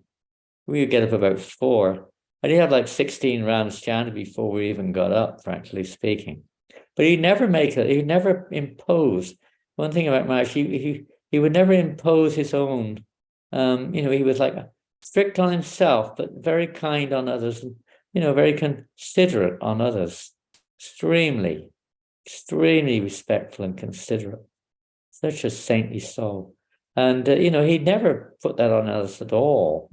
I've been doing Sankirtan much of my life, and I've been with Tripurari Swami, with Alanas and others in different Sankirtan parties. And sometimes, without mentioning anyone's names, but sometimes they're a little kind of like, they treat you like an extension of their own whatever. But he didn't do like that. He treated you for what you are and just tried to encourage you to be what you are. For Prabhupada. So he would ask us, what would you like to eat? What would you know? And we would, we'd all have our own kind of, within reason. We didn't cook, by the way. It was all raw food. He was on a raw food diet, but he never imposed it on us. But basically, we didn't cook. We may have had hot milk and oats muesli or something like that, but that was about it. But I remember, especially it was, Philadelphia cream cheese was like the favorite on our menu of edibles. And we'd have, other things, dates and bananas. And it was like every day, one of the scripture was you should try to stick to the same thing every day, because he was on, the whole program was so regulated. We would go same time, same place, not same place, but the same service every day. We would leave, have breakfast at the same time, class at the same time. He was very, very regularly, knowing that this is such an important foundation for whatever building we're going to build in our Krishna consciousness, or in other words, whatever service we're going to try to render in the service of our beloved Srila Prabhupada. He was so serious about, Prabhupada's instructions in this regard. And I was hopeless at this program. I must admit, absolutely hopeless. I go on the street and to try to distribute books, no problem. But like sitting in these offices with these professors who were like, you could say totally disinterested. And there we are dressed in suits and wigs and, indirectly not really indicating exactly who we are. And I'm just kind of like an apprentice with the idea we would carry on. I didn't do very well, to be honest. I couldn't carry on after a while. But he was it's so tuned in. He could communicate with anyone. And we saw that later. He could communicate with politicians, with celebrities, with people on the street, with poverty-stricken people, with people of all religions, with everyone, devotees, advanced devotees, junior devotees, devotees who bloop, devotees who got sexual problems, everything he could relate with everyone. This is the nature of a very, very, very advanced devotee who saw everyone in relationship to Krishna. This was my impression. He wasn't seeing them in a relative way, obviously using common sense, and every professor or every office we went into, no matter what they're into, he seemed to have a way of relating it to the books and to Krishna consciousness. This came out later. He could somehow or other relate everyone's situation in relation with Krishna. It wasn't like, oh, they're in Maya or they're nonsense or whatever it was. There's something there which can be connected. And he had this magic touch, empowered touch to do like that. So, England was the toughest, by the way. I think of all the countries they went to, England was the toughest. Probably because the English, universities, professors are a little bit proud. They consider themselves the origin or something. I don't know. But it definitely wasn't as easy. We were not doing near a quarter of the books he was doing in America, nowhere near. And I would, really speaking, I remember sometimes falling asleep when he would be talking to these stuffy professors, statistics professor or physics professor or history professor or whatever it was. And I'd be nodding off. I just couldn't tune in. Anyway, we tried, but it was an amazing experience. And his diet was so austere. It was just basically raw vegetables. And even when he was in the temple, it was basically the same, some raw carrots and maybe some cheese, but so austere.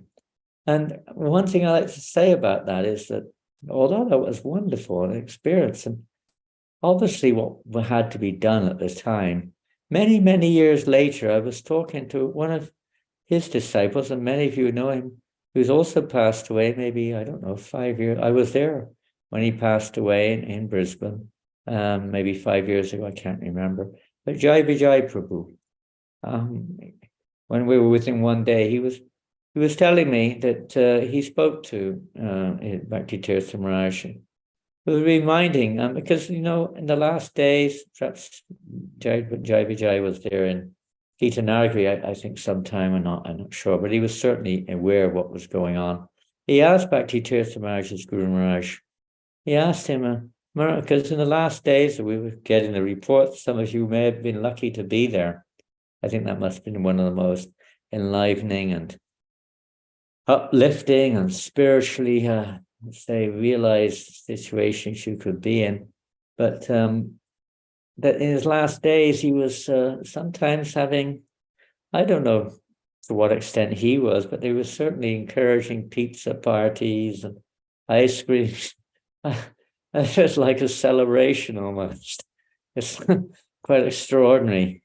And considering his early years, at least on the library party, and the austerities that he was, let's say, applying to himself and not necessarily applying to others, and maybe inspiring others, but applying to himself. And then in his latter days, he's seemingly engaged in kind of joyful festivals with devotees as far as prasadam goes. And he asked him, Maharaj, how is that, Maharaj? I mean, those days, I remember, very special when you were so austere, Maharaj. In those days, we hear about it.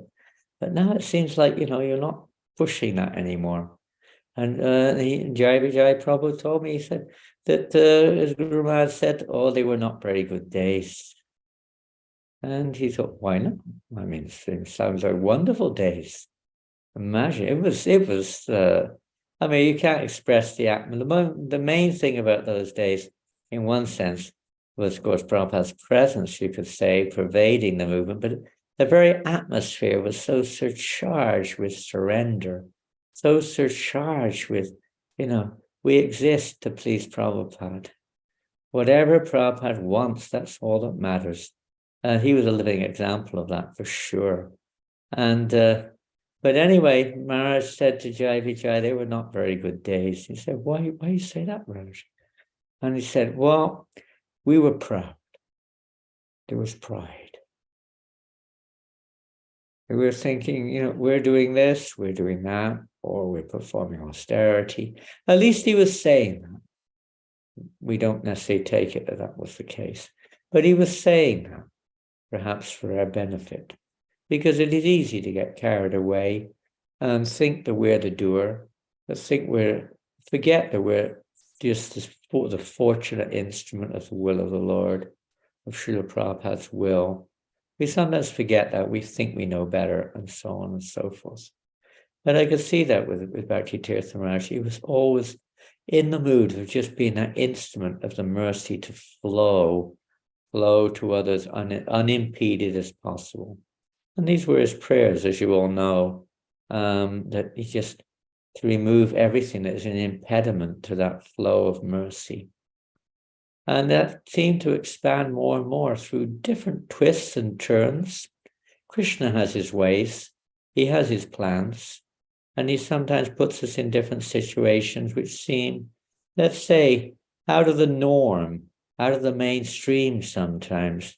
Prabhupada himself, in one sense, you could say, was out of the mainstream, in one sense, but then it was realized he became that mainstream, the mainstream of the mercy of Bhakti Siddhanta Maharaj. So in that sense, Bhakti Tirtha Maharaj, sometimes you could say he was a little bit extraordinary, a bit, in his dress or in his methods of preaching later in his life, especially when he was preaching in Africa. Time, place, and circumstances, we have to be careful. But in his case, we can see how effective it was. We may, have our own opinions about things, but what really counts, and many devotees had their opinions about our Srila Prabhupada. Many of his godbrothers criticized, but we can see the effect, and no value in criticizing. Do better, you do. So, he was doing what Krishna, it was like, what had to be done in order to achieve what was needed, how to bring people in different countries, how to connect them with Krishna consciousness, what will inspire them. We have to put aside our false egos and allow the will of the Lord to predominate. And he was an exceptional personality in this regards in Africa. And I was not there. Kavi Chandra Maharaj will be the man probably for that one, I guess. But my association with Maharaj after that was Mayapur. And like everybody else, it wasn't like I was an intimate associate by any means. But he made you feel like you were one, even if you weren't. I could just see it immediately, smile. I mean, we all know his smile. I mean, it was like, sometimes it's described, Prabhupada's smile was oceanic. I think Sali Agarwal described it like that. Bhakti Tirtha Maharaj's smile was just sort of, it was pretty much always there. Of course, he would cry at the sufferings of others, and whatever it was in that regards. But otherwise, he was a walking smile, because smile a mile. And wherever you go, he would just you know, it just brings a smile. You couldn't help but smile when you see it. It's like contagious. And in Mayapur, wherever it was, in Durban, when we were together for a while in Durban, Africa, I was just visiting, but he was there a lot, of course, at that point of late 90s in Durban. And Ratha Yatra, oh my goodness, everyone knows. You can't hold him down when it comes to kirtan. Oh my goodness. His dancing, I'm kind of, I guess for an old horse, I'm still a bit of a dancer, but it's, I wasn't necessarily known in the beginning like that, but somewhere by then, in my late 90s, somehow or another, some springs appeared on my feet or something. So I was able to spring along with him when we were dancing for hours and hours in the kirtan sometimes. It was just, that's what we're meant to be doing.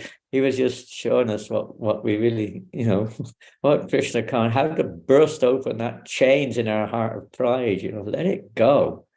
You're not this body. We don't know what we're doing. Just do what Lord Chaitanya's given us, you know. He was just doing that. And everything comes from that. And Krishna gives the intelligence to act. And we're not here for, you know, trying to analyze and intelligence, but even then we got to be careful. It's not just our own agenda. So when the kirtan, when we dance and I was just watching early on your video for a few minutes. The kirtans would sometimes go on from Mangal Arati to Prasadam time, and they wouldn't stop, you know, in different places. Once Maharaj got started with his dancing, he couldn't stop. Because he had you could say, a body which was very suited to it. That's one of the blessings of having, generally, not always, of course, it doesn't matter, but oftentimes people with black bodies, they have incredible stamina for kirtan. And he was certainly no exception to that. He could have been doing many other things, you know, he's so eligible and talented, which is anything. But he was so, and he was just so enthusiastic and enigmatic. It was just incredible to be with him in kirtan. In Malaysia, we would go on and on and on. He would come to Malaysia when I was there. I was in Malaysia a lot, of course. And he was coming every year until, I don't know what year, maybe 2004, for maybe 3 years, 4 years, I can't remember. But he would come to our annual gathering, our annual kind of like convention, we used to call it. And he would come and he would be like, you know, they set everyone on fire, beating on his drum or whatever, and dancing and dancing. And this is our business: singing, dancing, feasting. And later on, feasting became also an integral part of his sharing and caring. Mr. Share, Mr. Care, Mr. Love. And what can you say?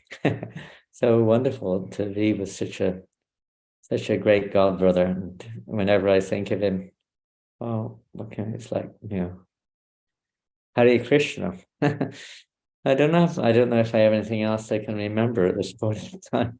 I remember when we were together in Malaysia at the convention, one convention we had there, and I went to see him. It must have been up 2000. Yes. This was the last time he came, 2004, because that was the last time he came, beginning January, I think, 2004, because that's when I spoke to him. I remember probably the last time I saw him. Maybe I saw him in Mayapur, I don't know. Last time I spoke to him, that's for sure. And I was at that time, I was kind of, technically speaking, I don't think I'm qualified for any ashram, but I was supposed to be a vanaprastha at that time. So I was asking Maharaj, what did he think? Because I felt like he knew me. Whatever little association we had, it was like I don't know, there was some heart connection. He had this way of just opening his heart and allowing you to open yours, and it was like heart-to-heart connection. So, I just asked him about my direction in life. What do you think I should do? And he was the first person, practically speaking, who encouraged me to take sannyas. So in that sense, whatever, a little indebted there, and I don't know, maybe it's, I hope it's some value to the service of Prabhupada on the mission. But he encouraged me there at that time. to take sannyas. And I think, if I'm not mistaken, that's the last time we talked. We didn't talk that much over the years, to be honest. But there was just the inspiration of association and eternal indebtedness to the kindness and the association which he gave us all and still gives us now in his books. Of course, his books are not everyone's reading material. You could say the essence of them is, but maybe the way of presentation inspires many, many, many devotees and many people in the world around us to understand, we could say, the living force of Krishna consciousness, the essence of what it means to be a representative of a pure devotee of the Lord. And we like to thank Maharaj also for his wonderful contribution in the many literatures.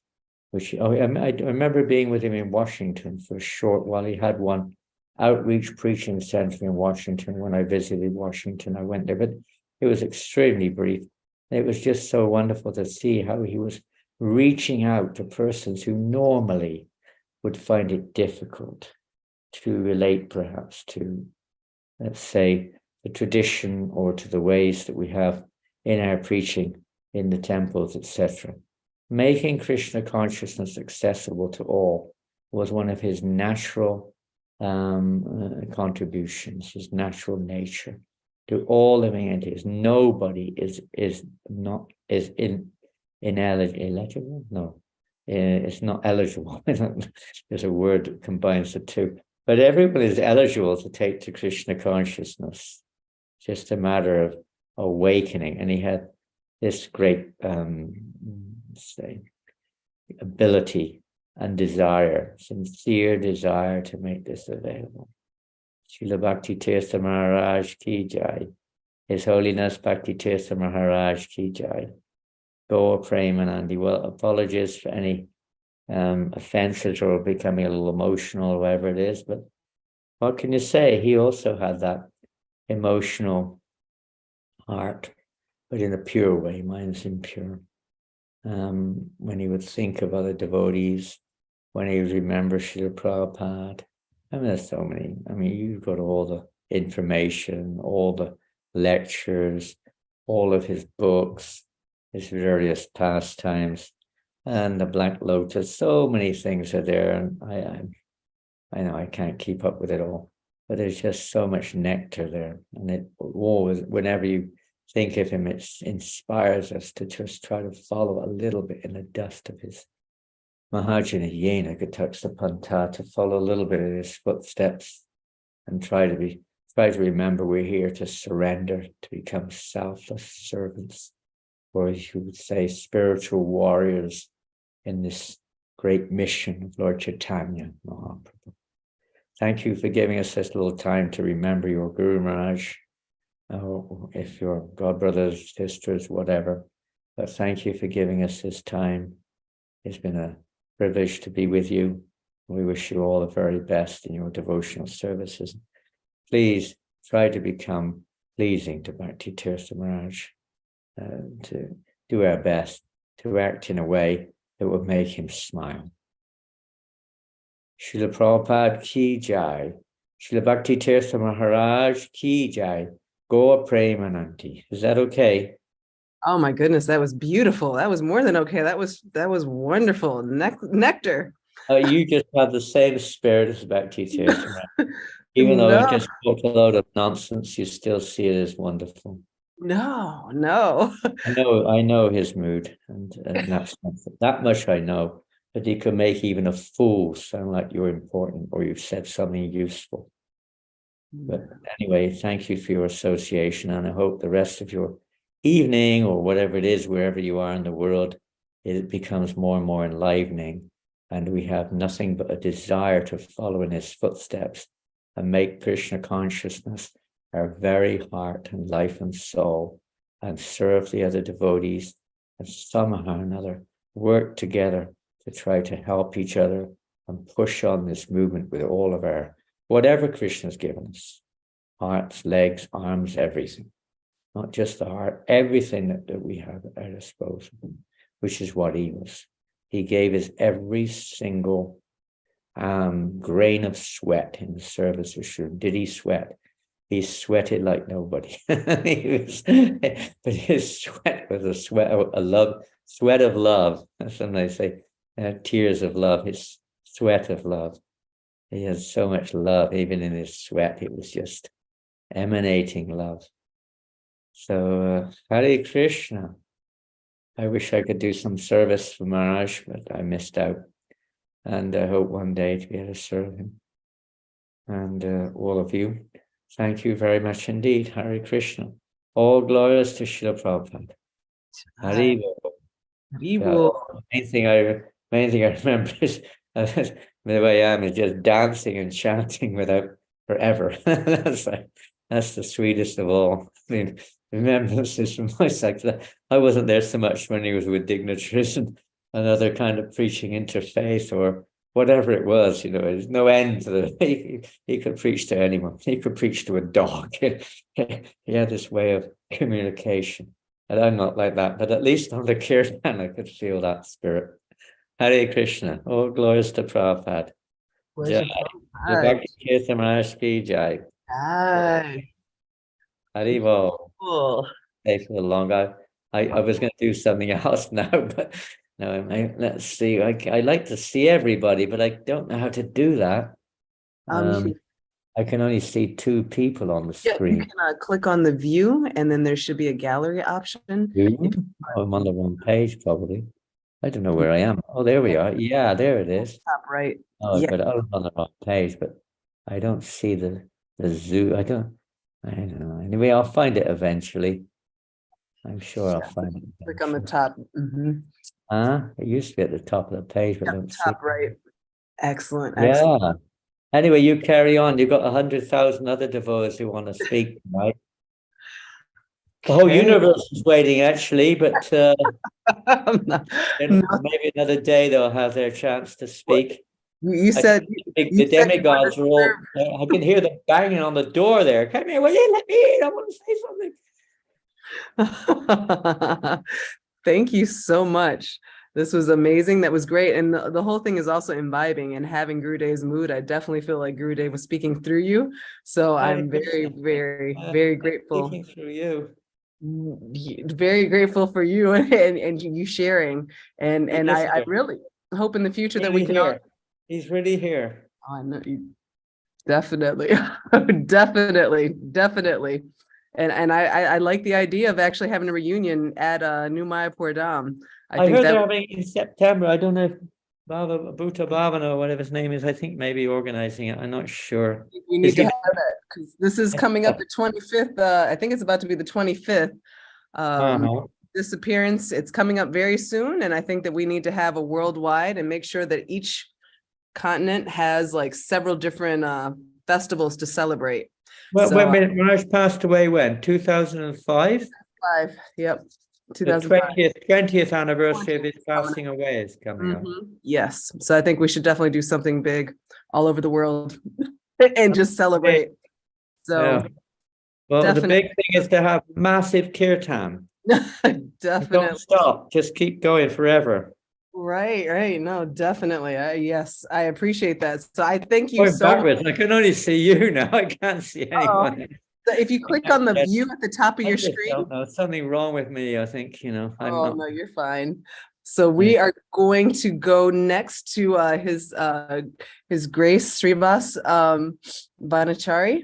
And we are going to, so His Grace Srivas Vanachari. If you want a manual on Vanaprastha, I actually wrote, I think I showed it to Bhakti Tirtha Maharaj once. Oh, excellent. It wasn't completed, but it's an outline. It's about a 90-page document with a 100-page document or something on Vanaprastha. Excellent. I got to first get, okay, perfect. All right, let's, thank you so much. And the devotees, that they'll have to check in with you and see. Thank you so much. Hari Bol. I can't get out. I can't get in. I don't know what to do here. I'm just stuck. Anyway, I'll keep quiet. I can't even unmute because there's nothing on my screen that allows me to unmute. Okay, I'm sure somebody will probably. I'm on the right screen at last. I was on the right screen. There we go. Thank you. All right. Merci Got it. beaucoup. You're Okay. Okay, all right. So His Grace Srivas Manachari Das Maharaj joined ISKCON in Africa in 1981 and received initiation in 1983. He served as temple president in different temples in Nigeria and Ghana. He also served as BBT manager and regional secretary. He teaches the Bhakti Shastri and Bhakti Vaibhav courses at the Mayapur Institute. At present, he serves ISKCON as the regional secretary for West Africa, GBC duty, a member of the task for the assessment of sannyas candidates, sannyas ministry, executive member of Sustainable Vaishnav Community Development, SVC, zonal supervisor for West Africa, and the global duty officer. He is West Africa's first Grihasta Guru, and we welcome him back. Thank you very much. And you're going to share. Wonderful pastime. Om Jnana Timridasya Jnana Jnana Salakaya Chakshuramitam Yena Tasmai Sri Gurave Namaha. Nama Om Vishnu Padaya Krishna Prishtaya Bhutale Srimati Bhakti Tirtha Swami iti namini. Namaste Krishna Padaya Prabhupada Asri Tatmani Sri Gaura Karuna Shakti Bhakti Tirtha iti namini. Nama Om Vishnu Padaya Krishna Prishtaya Bhutale Srimati Bhakti Vedanta Swami iti namini. Namaste Saraswati Devi Gauravani Pracharini Nirvisai Sasyavari Pasuchade Satarine. So thank you very much, Krishna Shakti Mataji, for giving me an opportunity to say a few words about our glorious spiritual master, His Holiness Bhakti Tirtha Swami Maharaj.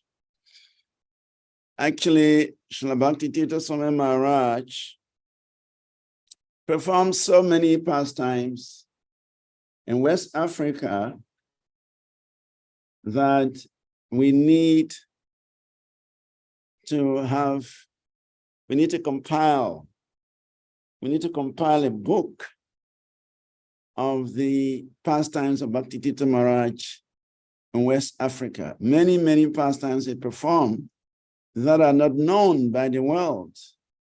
They're not known even by disciples outside of West Africa. And so we actually need to put that together and share with the devotees out there. So Bhakti Tirtha Maharaj used to come regularly to Ghana, to Nigeria, to La Côte d'Ivoire, a few times to Togo, Sierra Leone, Liberia, and Maharaj's arrival was always a festival. Bhakti Tirtha Maharaj, he carried with him the spiritual atmosphere. And many, many devotees will ascertain this, because as soon as Maharaj arrives, he will raise the consciousness of the temple to such elevated platform that even the most neophyte devotee will feel the ecstasy of Krishna consciousness in the association of Bhakti Tirtha Maharaj. As Krishnadas Kaviraj Goswami says in the Chaitanya Charitamrita, Sadhu Sanga Krishna Bhaktya Shraddha Yadihaya, that in the association of devotees, of sadhus, devotional service is awakened. And by performing devotional service, one's faith increases, one's faith develops, one's faith matures, and one can experience the bliss of Krishna consciousness. In fact, many, many devotees experience this statement of Srila Krishnadas Kaviraj, that in the association of Bhakti Tirtha Maharaj, one could feel the ecstasy of Krishna consciousness. And in fact, across the world, wherever he went, any devotee that associated with Maharaj will say the same thing I'm saying. His association was very elevating. His association was so blissful. His association was just out of this world. And then, so for the whole period that Maharaj is around, everyone is happy. Everyone is ecstatic. Everyone is alive in Krishna consciousness. And when Maharaj leaves, we could immediately tell that Vaikuntha man, that Krishna's dearmost devotee had left, because immediately he carries away that ecstasy, he carries away that elevated consciousness, he carries away the bliss that we experience in his association. So many, many devotees have had such experiences with Bhakti Tirtha Maharaj. His presence gave us a taste of spiritual life. His presence gave us experience of what is going on in Goloka Vrindavan. His presence made Krishna consciousness worth performing, worth executing. That was Bhakti Tirtha Maharaj. In fact, even non-devotees, people who are just coming in touch with him for the first time, they would immediately see a difference. They will feel the difference. They will feel happy just being in association of Bhakti Tirtha Maharaj. So his disappearance is actually a big loss, not only to his disciples and followers, well-wishers, but to the entire ISKCON world and to the entire planet. Because wherever he went, he would create that spiritual environment. Whether it is in a lecture, in the temple, whether it is Harinam program in town, whether it is Ratha Yatra Parade Festival, whether it's a public lecture, wherever he went, he would create that spiritual atmosphere. In fact, there used to be one host of a program on the national TV, and he was interviewing many leaders from different organizations.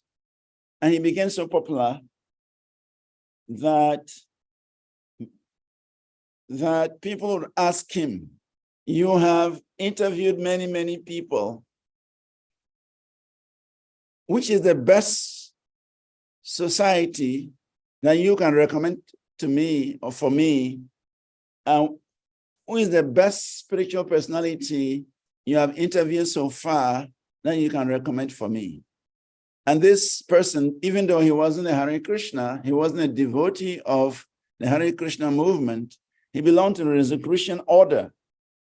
But this guy, of course, he's no more, he's passed away, Joe Yanka, he would boldly tell everybody that if you want the best philosophy, it is the Hare Krishna movement. And if you want the best speaker, the best practitioner, the person you can feel the spiritual energy from, it is Bhakti Tirtha Swami Maharaj.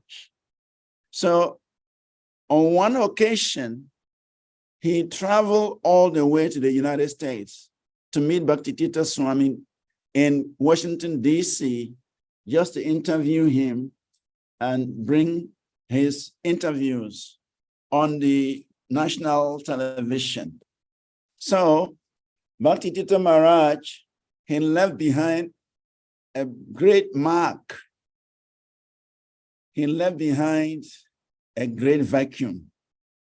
And on such occasions like this, we can only remember those beautiful moments, those sweet moments that we relished in his association.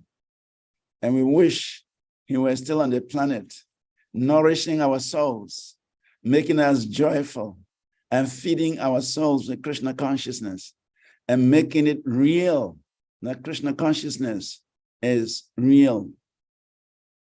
So thank you very much for giving the opportunity to say a few words about our revered Guru, His Holiness Bhakti Tirtha Swami Maharaj.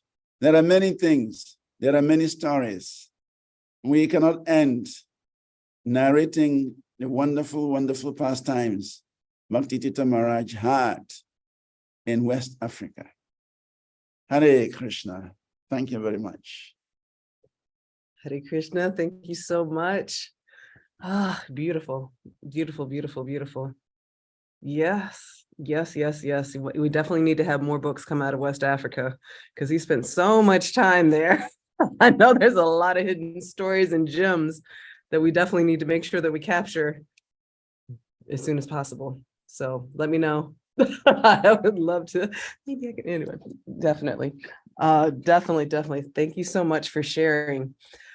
So we are now going to continue and we are going to open it up, and we would like to have devotees talk about memories or their realizations or reflections. But I mean, sure, you set the mood for these pastimes and just but also projects as well. So we'd like to open up. So anyone who would like to share, right now is the opportunity where you can say what's going on, what kind of projects you're working on, and or what kind of, or you can just share openly in whichever way you would like, how Bhakti Tirtha Swami is impacting your life, or just, different realizations or reflections that you are having at this this point in time. So I am going to, I guess, look and see if there's anyone. I know for this year, just kind of thinking a little different from last year. I know I was working on an audiobook. Still, hopefully it's complete. I think it's complete. And I talked to an editor about Gurudev's book about coming to Krishna consciousness. So right now, I'm trying to decide whether or not it should be an academic route or whether it should be for lay audience route. And so that is one of the projects that that I've been working on and am working on for Gurudev. And yes, we'll see. There's many other things in the back burner, but right now that's one of them. So hopefully there'll be some other people that would like to share, what are you working on? What is Yatha working on? Or just what are some reflections and realizations that have been, that you are realizing just basically right now this year. I mean, this is almost 20 years. It's hard. It's unbelievable. I mean, when you hear everyone talking, it doesn't sound like, I mean, I still, yeah, it's 20 years, you all, almost. So this is a lot of time. And also, how is Gurudev still interacting with you all? I mean, I feel like this is something that, like, a lot of times, he said he was going to be more prevalent and available, so how are people experiencing that, or how is he interacting with you all, to keep you all connected in different ways, or bringing others to you or through, so I would definitely love to hear. I see Antaryami has her hand raised, so please go ahead and speak at this time. Thank you. All right, so we can unmute Antaryami. Am I unmuted? Am I there? Yes. Hari Bol, Hare Krishna. My dear Krishna Shakti, I'm sorry for always putting my hand up, but I always like to talk. I mean, as a child, I didn't get an opportunity to do that, so I'm making it up now. But there is so much that I have picked up from the last two statements. I want to say so much. First of all, keep this program going because so many of us are out there distant away from other God brothers and God sisters, and we miss it. I am in Texas and I miss it. I miss it a lot. So this was a shot in my arm yesterday. Okay, I won't overdo this because I can do it. But the point is, with straw in my teeth and on my knees, I beg apologies for not continuing to follow through on the Spiritual Warrior series video that I mentioned I would do some time ago. I don't share a lot about what goes on with me, but I came into the movement with chronic issues. So that's my deal. But I find that when I want to serve Krishna, something comes up. And I'm understanding now that something will always come up. So understand, I'm going to put out the videos again. I'm going to start. I think there are about 4 or 5 of them. And then I will humbly open it up to everyone. But I will start putting it out. It may not look perfect, but my heart is in it. And I'm going through all the books also. So you can just tap into the Spiritual Warrior YouTube channel and you can pick up on it. I want to say that I realized every day we had a super amazing, wonderful example to follow. He's a hard act to follow, but he's followable. And I want to be grateful for that. And I want to say I'm thankful every day. And the longer the time goes by, I realize all the things that he was saying that just went over my head are now coming to the head, to the front. I pray that we stay connected no matter what's going on with us, no matter if we're hanging on by the skin of our teeth with whatever issue is, reach out to a God brother or a God sister and check up on them. Get back into checking the checkups that Gurudev would do. I do my own checkups. I reach out to people. So I would encourage that because we need to keep his energy going. There is no end to what we can accomplish. And Maharaj Srivas Prabhu, please put the book out. I will be reaching out to you. Africa has so much we don't know about. So much, and I would love to hear it. So I'm so grateful to everyone that's on here. For those that are not able to come, thank you so much. Dandavat pranams, accept my humble obeisances. All glories to Gurudev, all glories to Srila Prabhupada, all glories to His Holiness Bhakti Tirtha Swami and all the Vaishnava devotees. Hare Krishna. Jai, Hare Krishna. Jai ho, thank you. You also reminded me, I said I was going to start something also, and I haven't. So thank you for that reminder. Definitely very exciting. Very exciting. And yes, the check-in system, Gurudev was emphatic about making sure that we check up on devotees, especially devotees that we have not heard from or, that we haven't seen in a while. What's going on with them, what's, going on in their lives. We all know we're connected and we're connected for a reason, so making sure that we're reaching out and also reaching back and just tapping in and checking on people is very important. So thank you for that wonderful reminder. And also thank you for allowing us to know what's going in your world and how you are continuing to keep Gurudev's legacy alive in Texas. Definitely. Are there other people that would like to share what is going on, some reflections, realizations, or projects, or just speak any memories that you would like to speak about Gurudev? At this time, this is the point and opportunity where you can raise your hand and do so. We would love to hear from you and also love to hear some of your realizations and pastimes. Don't make me calling you. No. Oh, Chintamani has her hand raised. Yay! Okay, yes, please. Jai, Hare Krishna.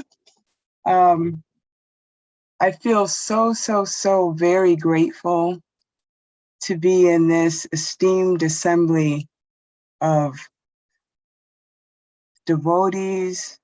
I feel so very grateful for the love and dedication that all of you who arrange these wonderful programs manifest.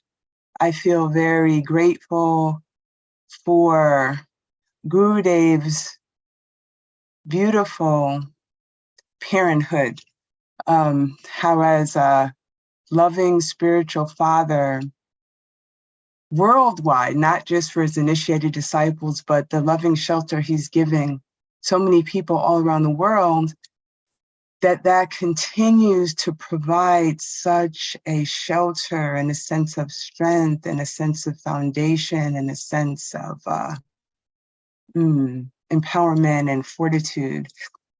And one thing that I'm increasingly appreciating is how Gurudev has made us all aware of the unseen factors and unseen forces that are always at play, and how we're never alone, and how the energy that's in the environment that we contribute to can make such a difference. So I've had the mercy for many years of seeing the beauty of bodily discomforts, the opportunity that it's provided me for realizing that I'm not the doer, and seeing more of Gurudev's wisdom that just by a thought or just by a smile or extending a prayer or being very intentional about my consciousness in the environment is actually service.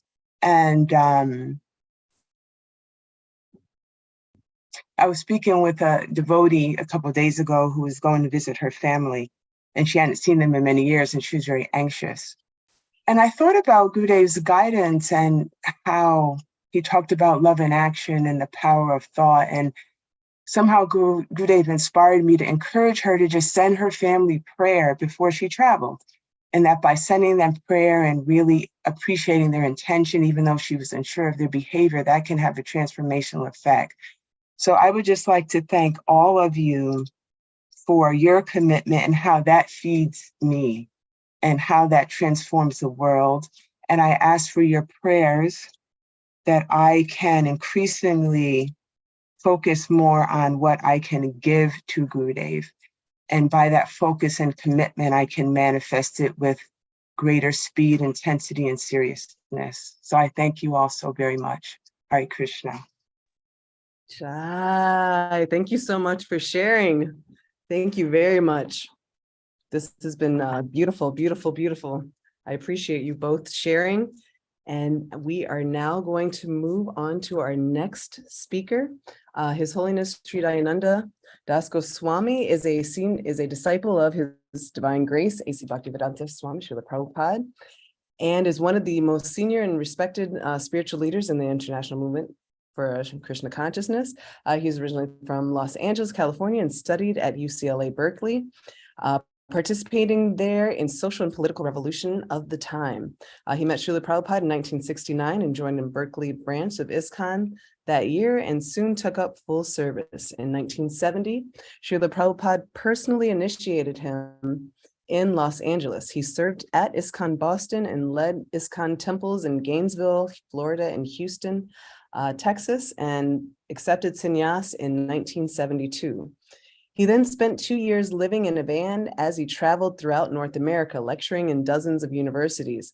During this time, he founded the Library Party and successfully distributed Srila Prabhupada's books to colleges and libraries throughout the United States. In 1974, Srila Prabhupada requested him to join ISKCON's GBC and take charge of ISKCON's activities in Latin America. In the following 3 years in Latin America, he established over 20 centers that attracted thousands of people to the Krishna conscious movement. He also personally supervised the translation, publication, and distribution of millions of Srila Prabhupada's books in Spanish and Portuguese. In his trips throughout Latin America, he met many social, religious, and governmental leaders, conversing with them in fluent Portuguese and Spanish. Maharaj also supervised ISKCON activities in Southeast United States, Italy, and Greece. Together with a team he formed, Maharaj completed Srila Prabhupada's epic translation and commentary on the Bhagavad Purana in 1988. In 1996, Acharya Dev received his PhD in Sanskrit in Sanskrit and Indian studies from Harvard University and began teaching at the Graduate Theological Union in Berkeley, California. He also served as a visiting scholar at UCLA, taught at the University of Florida, and lectured at hundreds of universities around the world. Harvard Press and University of California Press and Columbia Press have all published his articles. Fluent in 7 languages, English, Spanish, Portuguese, Italian, French, German, and Sanskrit, Maharaj has completed the literal translation of his popular complete guide to Bhagavad Gita with literal translation and published Quest for Justice, an explanation of the epic Mahabharata. He is now currently working on a trilogy of the Mahabharata after completing more than 30 years of research in order to render it in an appealing and intelligible way for a modern audience. We'd like to welcome His Holiness Sri Dayananda Das Goswami. Welcome. Bienvenido. Thank you very much. Thank you very much for the pleasure and honor of speaking at this event. I first met Bhakti Tirtha Swami, who at that point was Bhakta John, in the Midwest. It was in Chicago. He was working with serving with Satsrup Maharaj. They had a party traveling around and preaching at universities in the Midwest. And I immediately noticed that he was significantly above average in his intelligence. And I noticed that right away. And the first service that we did together, which is typical of the time, that was 1972. And we were very much exemplified the first generation of a new charismatic religious movement where we follow a higher law. And so I engaged him in helping me to produce an album, because in those days there were no computers, nothing digital. And so we produced an album of letters of recommendation from student leaders of universities around the country, so that we could use that album to get more programs around the country, universities. Of course, we had to create those letters. And because he had been a student leader at Princeton, he wrote a letter from Princeton, and Mahabhuti, who also worked with us, had been a student leader at San Diego State University. He wrote a letter, and other prestigious universities. We just kind of made it up. And so we produced this album and started. Of course, those were very early days when we were very young. And so then we began traveling together with Satsrup Maharaj and a group of other brahmacharis. And I remember that, of course, then he became initiated. His name was Ganesham.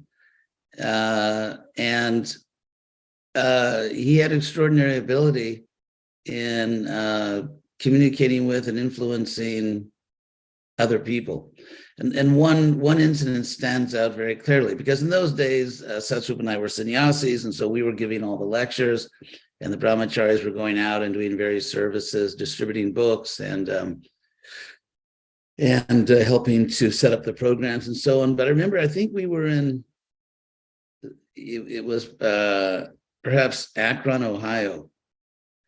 And it was, in those days, it was, that old steel industry. It was sort of a depressed town, kind of shocking. It was sort of this old industry, and we were downtown. And I remember that we were selling little books. And I remember that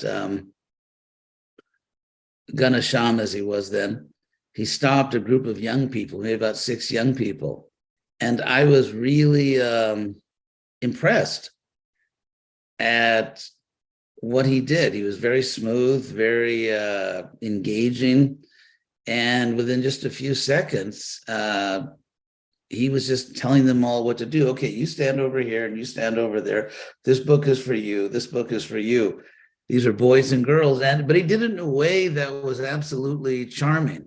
In other words, no one felt that he was bothering them or that he was bossing them. They were just enchanted. And so he set them all up. He gave them all the books, and they all happily gave donations. And I remember thinking, I've never seen anyone with a technique like that. That his ability to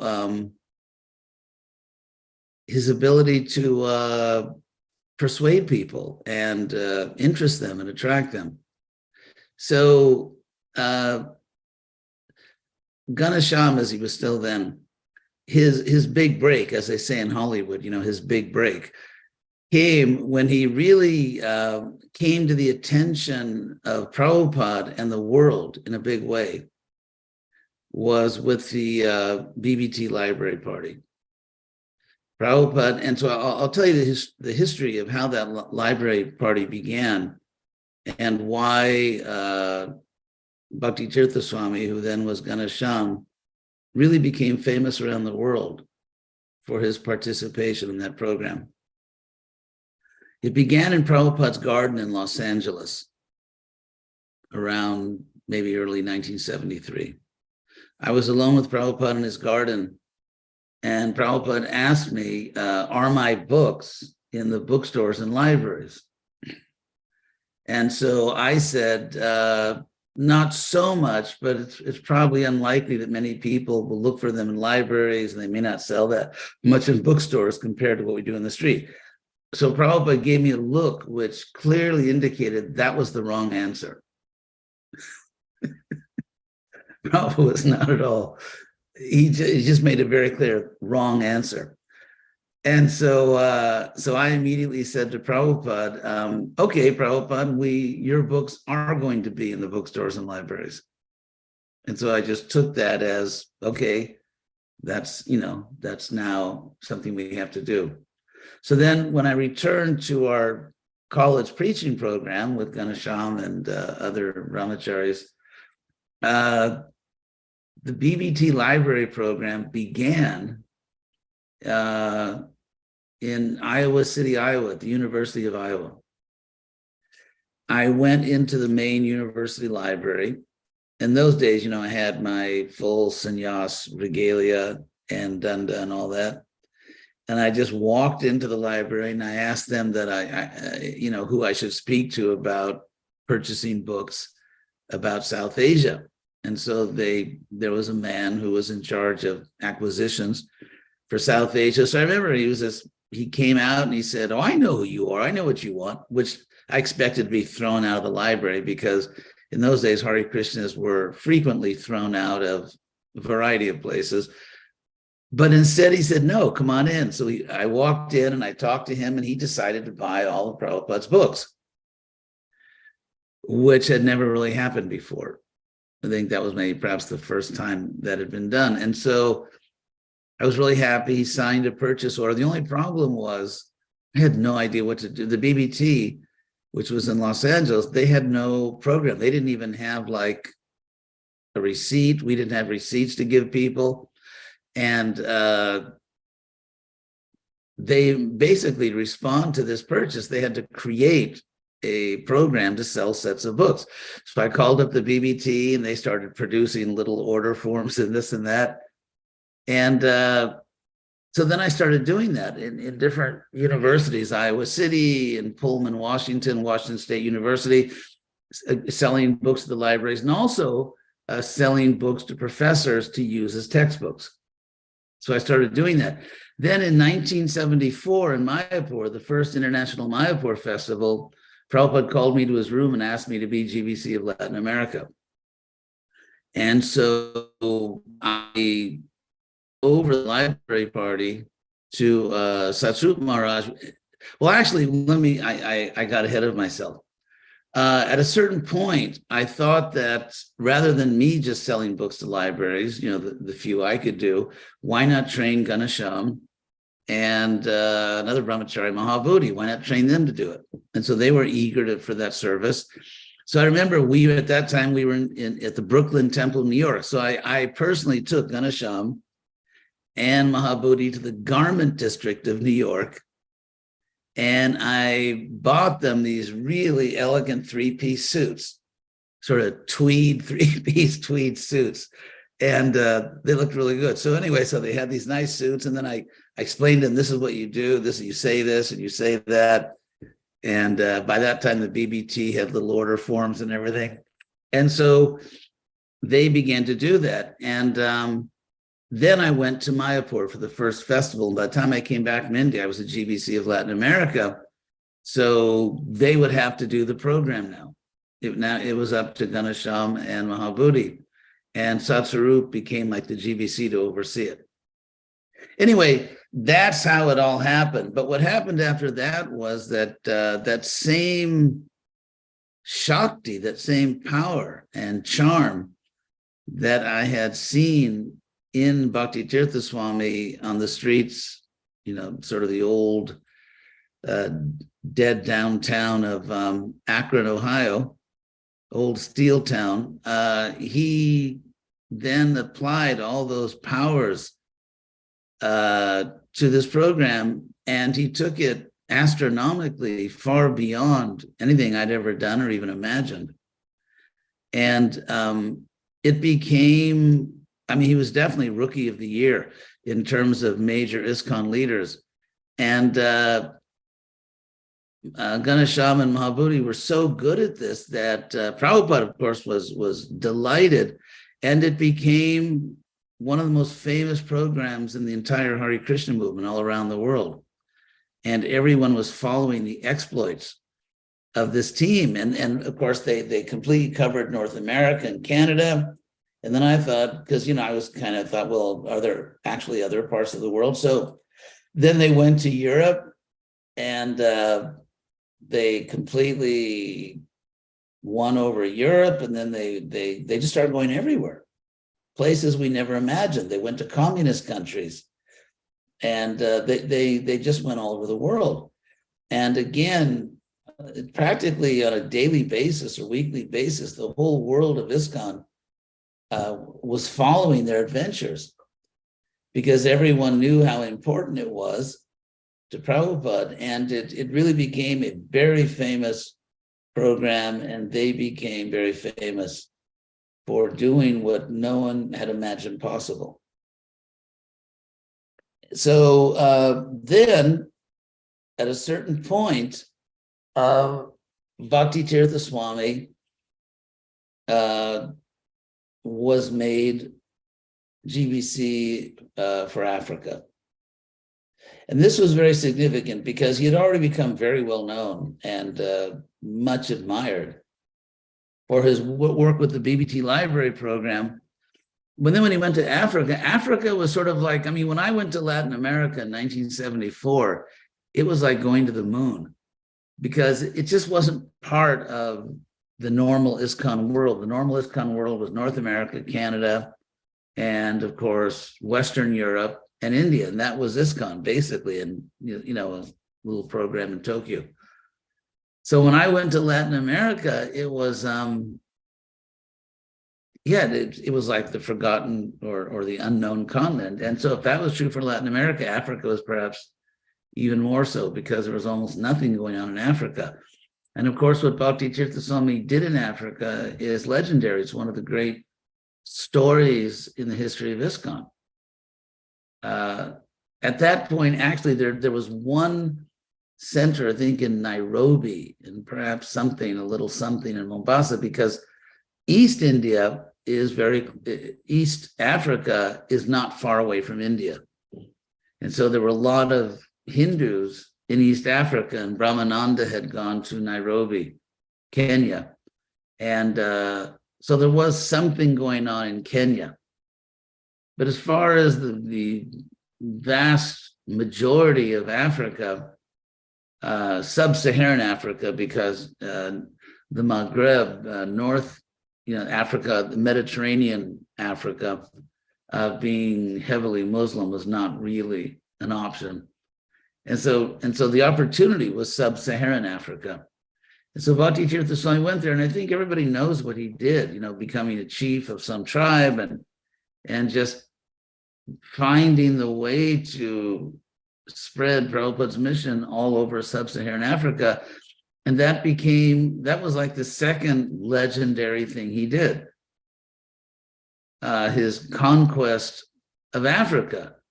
And not only was Africa really unknown or just not something that devotees normally thought of, it was really not clear that anyone could spread the movement effectively in Africa, because it was just so unknown, and people, and yet Bhakti Tirtha Swami went there, and I think everyone knows what he did there. So that was his second legendary achievement. And so, of course, and then of course that also is very famous, and because in those days in ISKCON we really everyone knew what everyone else was doing. It's funny because in those days there was no digital technology, and in those days we didn't even really make long distance phone calls, and we certainly didn't make international phone calls because that was just considered to be, a huge waste of Krishna's money. But somehow or other, just by letters and newsletters, everyone knew what everyone else was doing, much more than nowadays, actually. And so you can't really understand the impact of what Bhakti Tirtha Swami did in Africa by today's standards, because, you could jump over the moon nowadays and, most temples wouldn't hear about it. So, but in those days, everyone was connected. And everyone was following. It was like this great adventure movie where everyone was following the exploits of Bhakti Tirtha Swami in Africa, as he opened up country after country and was making so many devotees and so on. So it was a great achievement. And then his next project, of course, then he also opened up that, forget the exact name, that at Central Washington, D.C., Spiritual Science Center. And then he, at the request of the devotees, agreed to save Gita Nagari. And so he brought many of his devotees there. And by the time he set up his center in Washington, D.C., and of course he was publishing many books like Spiritual Warrior and other books, and then he took charge of Gita Nagari. And by that time, he was, in every sense of the word, one of the major leaders in ISKCON. And was, sort of universally perceived in that way. And I would say the next, apart from, the many books he was publishing and continuing to develop Krishna consciousness in Africa, and his program in Washington, D.C., and saving Gita Nagari at a very difficult time, I think the next real project he undertook was of a different nature. And that was to address one of the major problems in ISKCON in general, which perhaps is expressed by the rhetorical question that everyone used to ask, I thought we were supposed to be personalists. And so that was like one of the great ironies or enigmas of ISKCON, that we were the ones defending personalism, but so often the relationship between devotees was not so personal. And Bhakti Tirtha Swami sort of directly addressed this. And, thinking about it in objective, almost academic terms, I don't think it's just because devotees were sort of extraordinarily pernicious or mean-spirited or something. But if you ask the question, like, why was that the case? That in the movement that was defending or establishing personalism in the world, so often the relationship between devotees was not as personal. And perhaps one reason is that people were afraid to be themselves, because we were all works in progress, and devotees, most devotees in the movement back then were very young and they weren't so advanced. And I think devotees were afraid of their own emotions and feelings, and afraid that those feelings were somehow mundane or not Krishna conscious, because, it's kind of a cliche. Yeah, no one's a pure devotee. We're not pure. It's almost like illicit to be an advanced devotee. And so, so devotees mistrusted their own emotions and mistrusted the emotions of others. as somehow being mundane or not really Krishna conscious because we're not that advanced. And so there was a type of fear of and rejection of intimacy between devotees. And Bhakti Tirtha Swami Bhakti Tirtha Swami really addressed this problem head on. And he was traveling around the world and kind of saying that among devotees, love is not a bad word. I remember he used to sign his letters. We'd always sign, your well-wisher or your servant. He's began signing his letters, love, and then his name. And that was a real eye-opener, like, oh my God, did you see how he's signing his letters? So it's interesting that, and of course now, I think that's one of the ways in which he was ahead of his time. And in his own way, he addressed one of the major, having conquered so many external realms like the Library Party and then opening up Africa in a very dramatic way. He set his sights on one of the major, perhaps the main internal problem in ISKCON, the fear of intimacy, the fear of having feelings about other devotees. And so I would say that was also something very important that he did, a third thing. So anyway, so just to summarize very quickly, I think he was always, Bhakti Tirtha Swami, from the very beginning, he was always special. He always had special abilities and special determination. It's not that he wasn't definitely not a late bloomer. So from the very beginning, he showed himself to be way above average. And of course, we'd seen many, many cases, because I've been in the Hare Krishna movement a while. And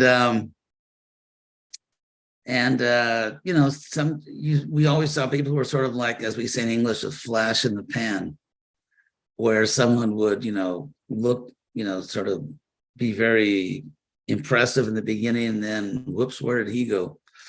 Or where did she go? So Bhakti Tirtha Swami, he started out with showing special abilities, intelligence, and sort of a special power to convince others about Krishna consciousness. And as he grew up in the movement, these abilities only increased and turned out to be real qualities, not just something temporary.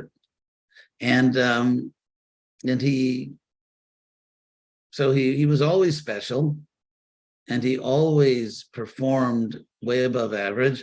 And ultimately he did, he had accomplishments, which few devotees had.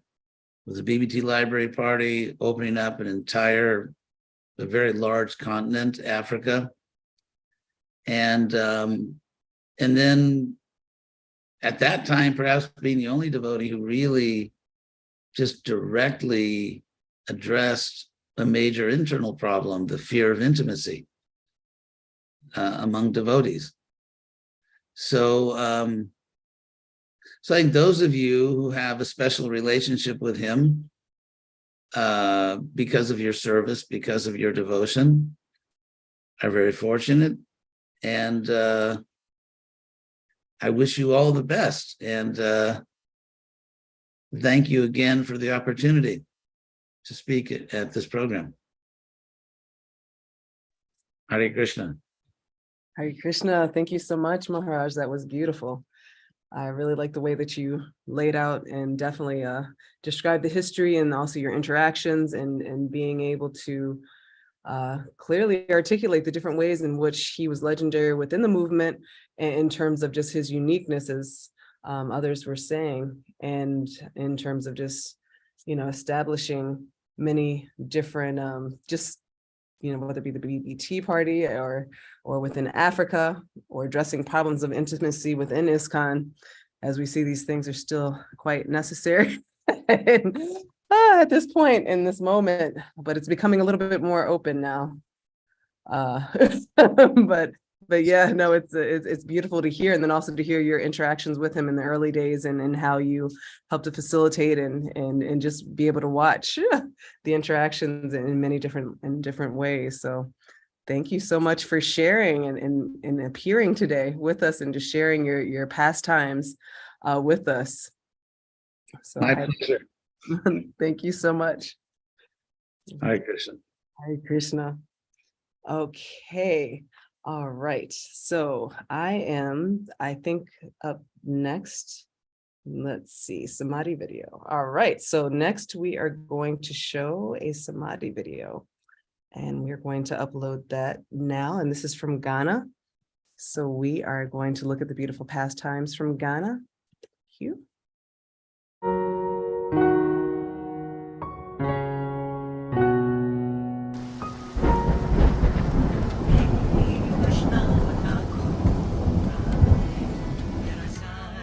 Hare Krishna. Dear devotees, from time immemorial, Krishna continues to have his causeless mercy upon us by sending to us his pure devotees who are his representatives to liberate us. These pure devotees are so merciful that even after leaving their body, they continue to shower their mercy upon us. Perfect example is His Holiness Srila Bhakti Tirtha Swami Maharaj. As the popular expression goes, like father, like son, His Holiness Srila Bhakti Tirtha Swami Maharaj was an exemplary disciple of his spiritual master and spiritual father, Srila A.C. Bhaktivedanta Swami Prabhupada. As an amazing first-class disciple, his activities happen to be an offering to his spiritual master. This is the true meaning of perfection in Krishna consciousness, and that was one of the ways he chose to glorify his spiritual master. So, this explains why these great personalities, their bodies or ashes are preserved, buried or worshipped, and remembered as a place of pilgrimage after they leave the planet. Thus, it is known as Guru Samadhi. With regards to the Samadhi, His Holiness Srila Bhakti Tirtha Swami, in his last days on the planet, instructed that his Samadhi not only be established in India, but also in other places where he mostly preached. That is why, aside from Mayapur, India, there happen to be two more established in Gitanagari, USA, and Ghana, West Africa, Accra. His Samadhi in India contains the sacred ashes. Particularly, Maharaj Samadhi in 𝐂𝐴𝐺𝐻, Ghana, contains the last sacred dhoti you wear before leaving body. This Samadhi is held dearly in the hearts of the devotees in West Africa and beyond. Most devotees never fail to pay their respectful obeisances, offer some prayers to him, and go around as parikram whenever they visit the temple. Devotees especially like to have some quality time there by doing their japa or chanting their Gayatri. Others like to go there to perform specific services like cleaning, puja, kirtan, decorations, donations, renovations, etc. Thus, we can imagine how great and wonderful Srila Bhakti Tirtha Swami's Appearance Day and Disappearance Day becomes. As strongly advised by Srila Bhakti Tirtha Swami, we must have an attitude of gratitude. We also desire and continue to pray to always have more attitude of gratitude to His Divine Grace Srila A.C. Bhaktivedanta Swami Prabhupada and all the Parampara for giving us this wonderful mercy to be Krishna conscious. Also, with an attitude of gratitude, we thank Srila Bhakti Tirtha Swami for these wonderful blessings and mercy enough to minimize the suffering of others. Hare Krishna.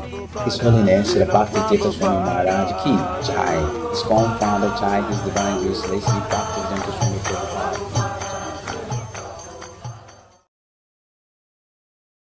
Jai, thank you so much, devotees from Ghana. That was beautiful offering. Okay, so up next we have His Holiness Bir Krishna Goswami. His Holiness Bir Krishna Goswami grew up in Long Island, New York. He, as an academically gifted student at Northwestern University, he began reading the Vedic literatures translated by His Divine Grace A.C. Bhaktivedanta Swami Srila Prabhupada. Impressed by Srila Prabhupada's scholarship and saintliness, he became a member of ISKCON. In Gainesville, Florida in 1971. Shortly thereafter, he was initiated by Srila Prabhupada as his disciple. From the beginning, Bir Krishna Goswami distinguished himself by his oratorical skills, his spiritual dedication, and his devotion to studying the writings of his spiritual master, through which he acquired a deep knowledge of the process of Krishna consciousness. In 1972, he began traveling throughout the United States, distributing Srila Prabhupada's books and lecturing at universities and colleges. This continued until 1974, when His Holiness became directly involved in the publication of Srila Prabhupada's books in English and Spanish. He also spoke widely on the science of Krishna consciousness in South America, Central America, and the Caribbean. In early 1978, His Holiness entered the renounced Order of Light Sannyas in Lima, Peru. In 1982, he came to North Carolina and opened up his first permanent Krishna Conscious Center. In 1985, he became GBC. At present, his zones include Fiji, southeastern United States, Serbia, and Slovenia. He has served as chair in the North American GBC in the 1990s and was executive officer for the GBC from 2000 to 2005, a member of the Devotee Care Committee. In modern times, the most essential task of Krishna conscious spiritual masters, is to publish the Vedic scriptures of ancient India and distribute them throughout the world. Bir Krishna Goswami has made this mission his life and soul. He has published 2 books, You're Not Your Body and Encounters. Thank you very much, Maharaj, for being here with us today. Welcome. Okay, thank you for the introduction. And actually 3 books, one is on empathic communication. So I'm very honored to be here. So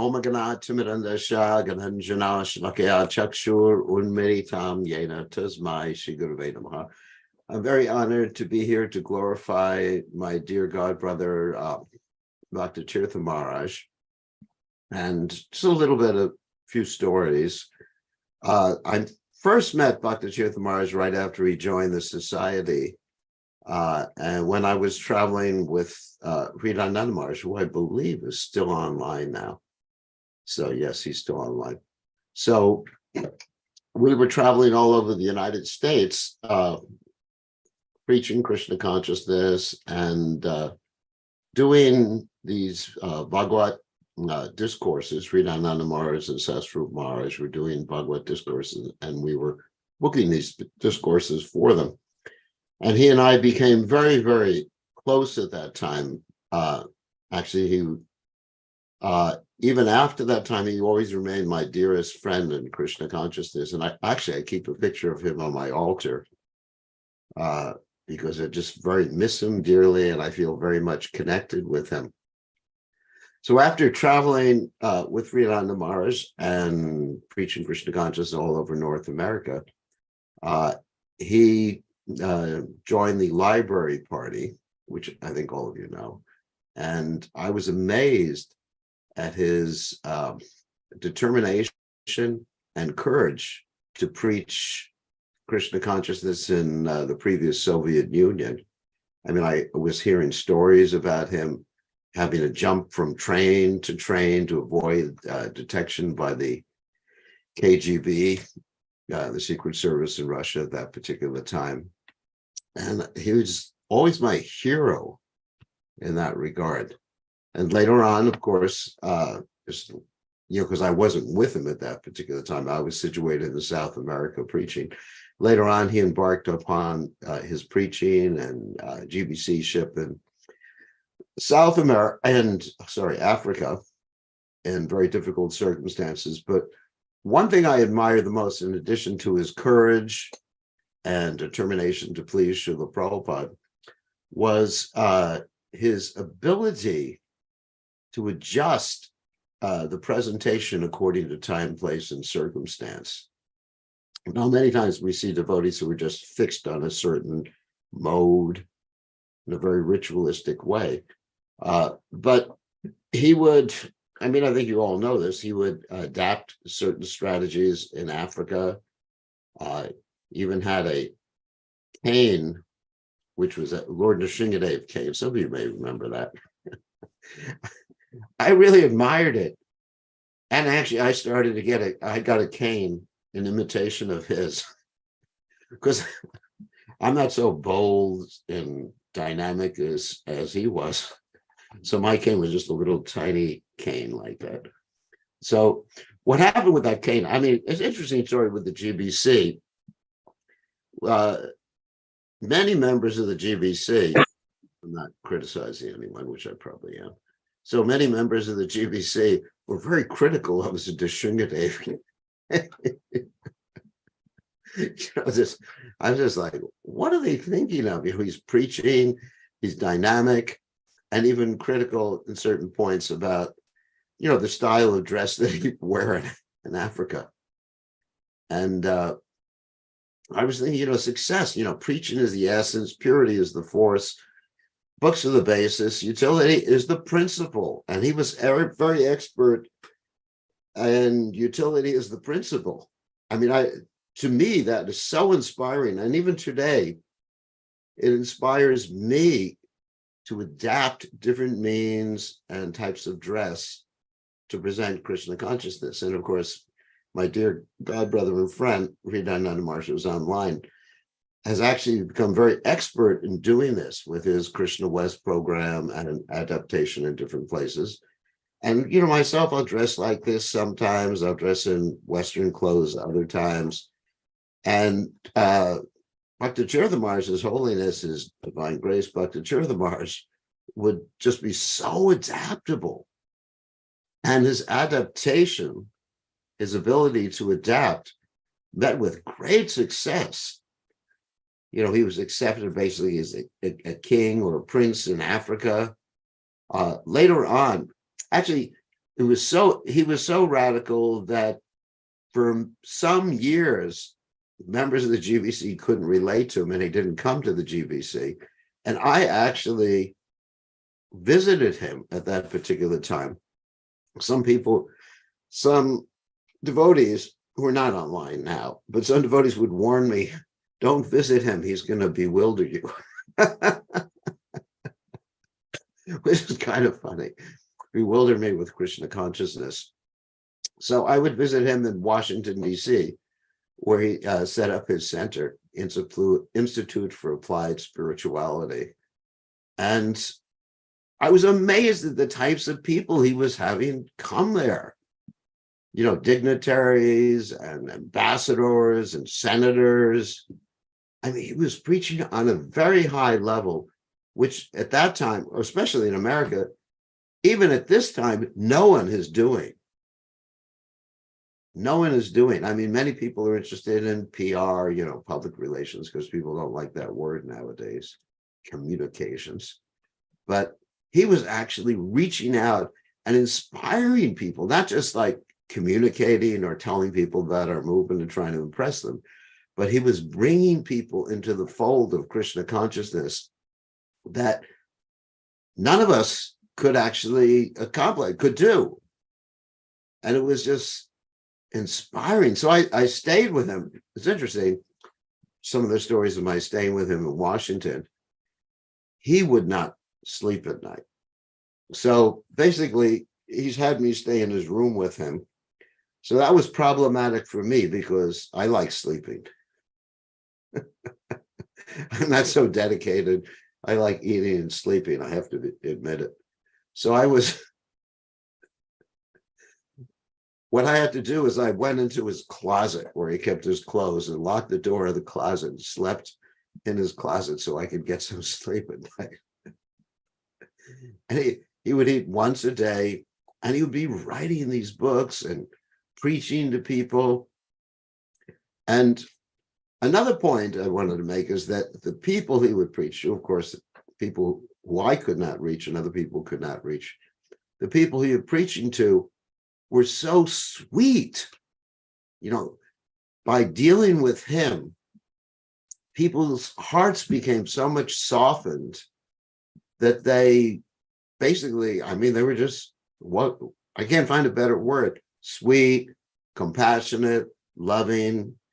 I experienced the most loving interactions that I've ever experienced in Krishna consciousness, or when I was visiting him in Washington, D.C. And, I also, after a while, I needed to get more rest. So I stayed in the apartments of some of his followers and some of his disciples there. So, I mean, such loving relationships. Like anyway, and such preaching. So anyway, that's my impression of him. And I just wish the devotees in ISKCON today could learn from his ability to adapt according to time, place, and circumstance, and present Krishna consciousness in a very dynamic way. And also, I pray to Krishna that in the future I get his association. Of course, we're all a transcendental team. Like Prabhupada said, we have an ISKCON in the spiritual world, but specifically I want his association and many of my other dear God brothers, so we can go on serving Prabhupada forever. I mean, this is my aspiration. So that is what I'd like to say about my dearmost friend, His Holiness, His Divine Grace, Bhakti Tirtha Maharaj, and I love the association of his devotees and disciples, particularly Braja Leela, who I don't know if she's online right now, but she's also a very dear friend of mine, and very an inspiration. Like his disciples inspire me. Not only does he inspire me, but his disciples inspire me very much in Krishna consciousness. And I've always protected him by, in front of the GBC and with others who didn't understand his position, his spiritual position, and his determination to serve Srila Prabhupada. So that's it, unless someone has a question. No? Thank you very much, Maharaj. This was beautiful. If there are questions in the audience, you can raise your hand at this time. I know years ago, Maharaj always told me that I should connect with you. and so I'm very fortunate. He was just like, yes, we must connect. So I'm very happy to hear. And I just saying what you said, now I understand some things, reasons why. So thank you, one, for defending Maharaj with the DVC and just also with God brothers and siblings and family, because the allies were definitely necessary for many years. Yeah, I was warned about him, and I said, I don't care what you say, I know. And just one final story. The last time I saw him, he was just getting ready to leave this world, and I went to embrace him. He says, "You can't embrace me; it'll break my, some of the chest bones that I have." And I just, oh my God! And I just like, I just remember it so clearly to this day. I just wish he was with us, but actually he is with us. We imbibe that spirit of pleasing Prabhupada and being willing and taking risk like Prabhupada did to spread Krishna consciousness, then we can take his association. Just like he's a Vaishnava, so we're with him if we take his association and take that mood, and we're never separated. All right, if there's no one with any questions, then we can. Okay. Right. I'm just like, I want more from you now. I'm like, yes. Well, some other time, where are you? Turning now. No, I'm like, so you had a cane. You said you followed. Yeah, I thought that was hilarious also about the cane, but that was very unique. So, but it's also so endearing to hear that you're like, I wanted my own too. Yeah, it was just like, it was such a great inspiration. No, and, definitely. Anyway, friends, just deep, eternal friendship. Oh, thank you so much, Maharaj, for sharing and spending your time with us and making sure to share some of your pastimes and realizations and reflections. And really, I feel very honored to have you here, and so very, very thankful. And this is a beautiful way to close out today in many ways. So thank you so much for being here. And thank you for inviting me. Okay, so we're going to sign off now because I have another program. Thank you. Thank you very much. All glories to Bhakti Tirtha Maharaj, all glories to Srila Prabhupada. Haribol. Haribol. All right, so we've had a wonderful, beautiful day today. We've heard from very many speakers today. So starting off with Mother Malati, continuing with Vishaka Devi Dasi, continuing with Jayananda Goswami, Bhakti Dhira Damodar Swami, continuing with His Grace Srivas Vanachari, His Holiness Sri Dayananda Goswami, and concluding with His Holiness Bir Krishna Goswami. And so we would just like to thank the illustrious team of translators that have been translating, Yogini and Lilamrita. Thank you very much. Also, thank you to the media team, Pritimai, Shama Priya, Shravana Devidasi, and Nitikishori Arada Devidasi.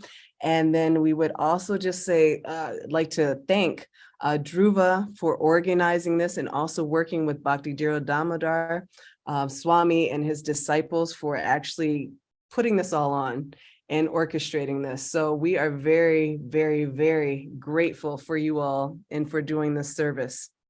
Thank you very much. And please continue enthusiastically to serve His Holiness Bhakti Tirtha Swami in this way. We love and appreciate you all. Thank you everyone who has come here today to celebrate the life of His Holiness Bhakti Tirtha Swami and sharing your memories and pastimes and love and care. So we'd like to thank Antaryami as well and Chintamani for sharing your reflections and realizations. And thank you so much, everyone. So now we are going to conclude with a kirtan video and just thank you. Oh, and also Himanka, Chusa, I'm probably saying your name wrong. And the whole tech team, thank you very much. And hopefully I did not forget anybody else's name. So Jai, His Holiness Bhakti Tirtha Swami ki Jai, Srila Prabhupada ki Jai. Gaur Premanandi.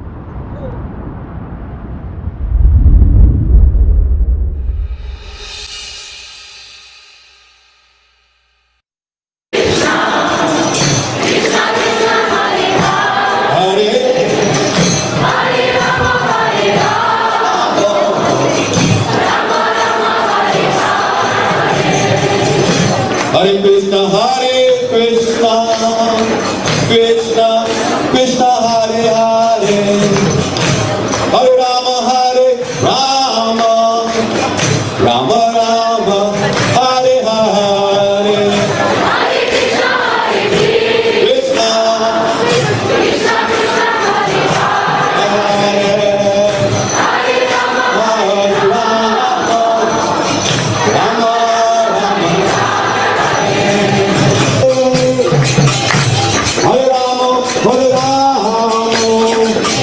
Rama Rama Rama, Hare Hare. Hare Krishna, Krishna Hare Hare, Hare Rama, Rama Hare Hare.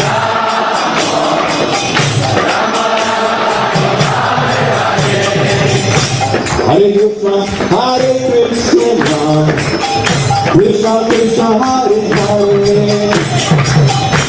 Hare Rama, Rama Rama, Hare Hare. Hare Krishna,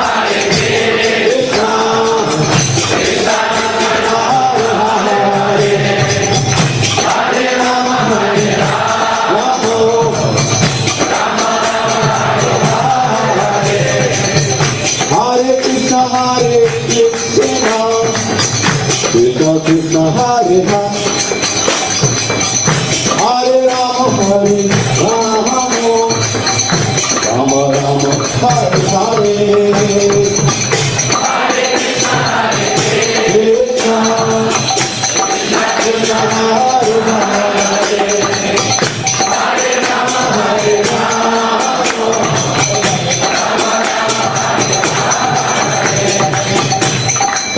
Rama, Hare Krishna, Krishna Krishna, Hare Hare,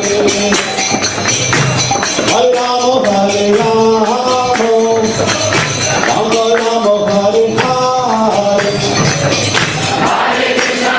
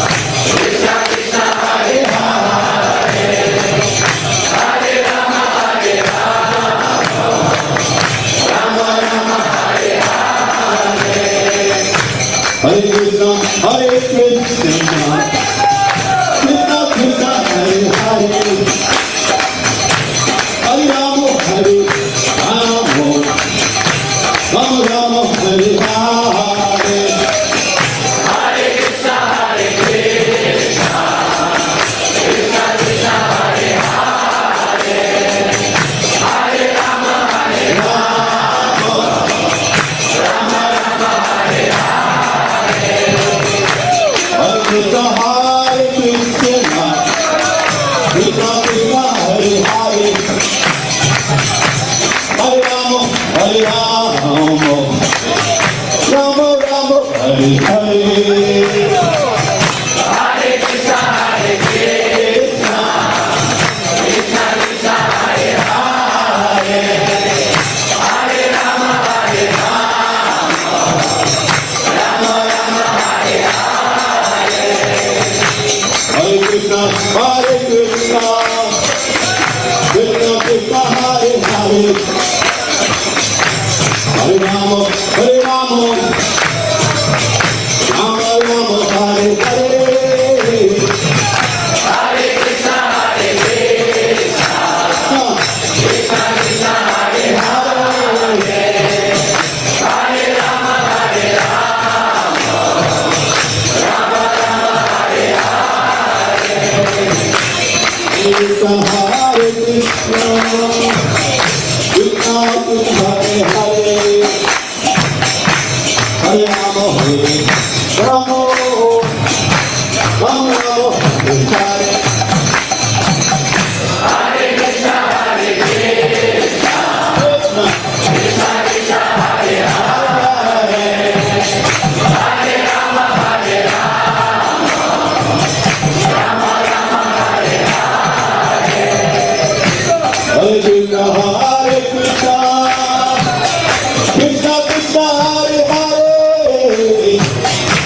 Hare Rama, Hare Rama,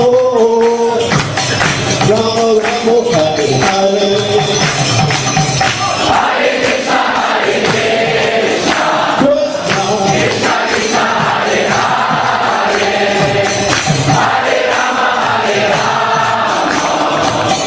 Rama Rama, Hare Hare. Hare Krishna, Krishna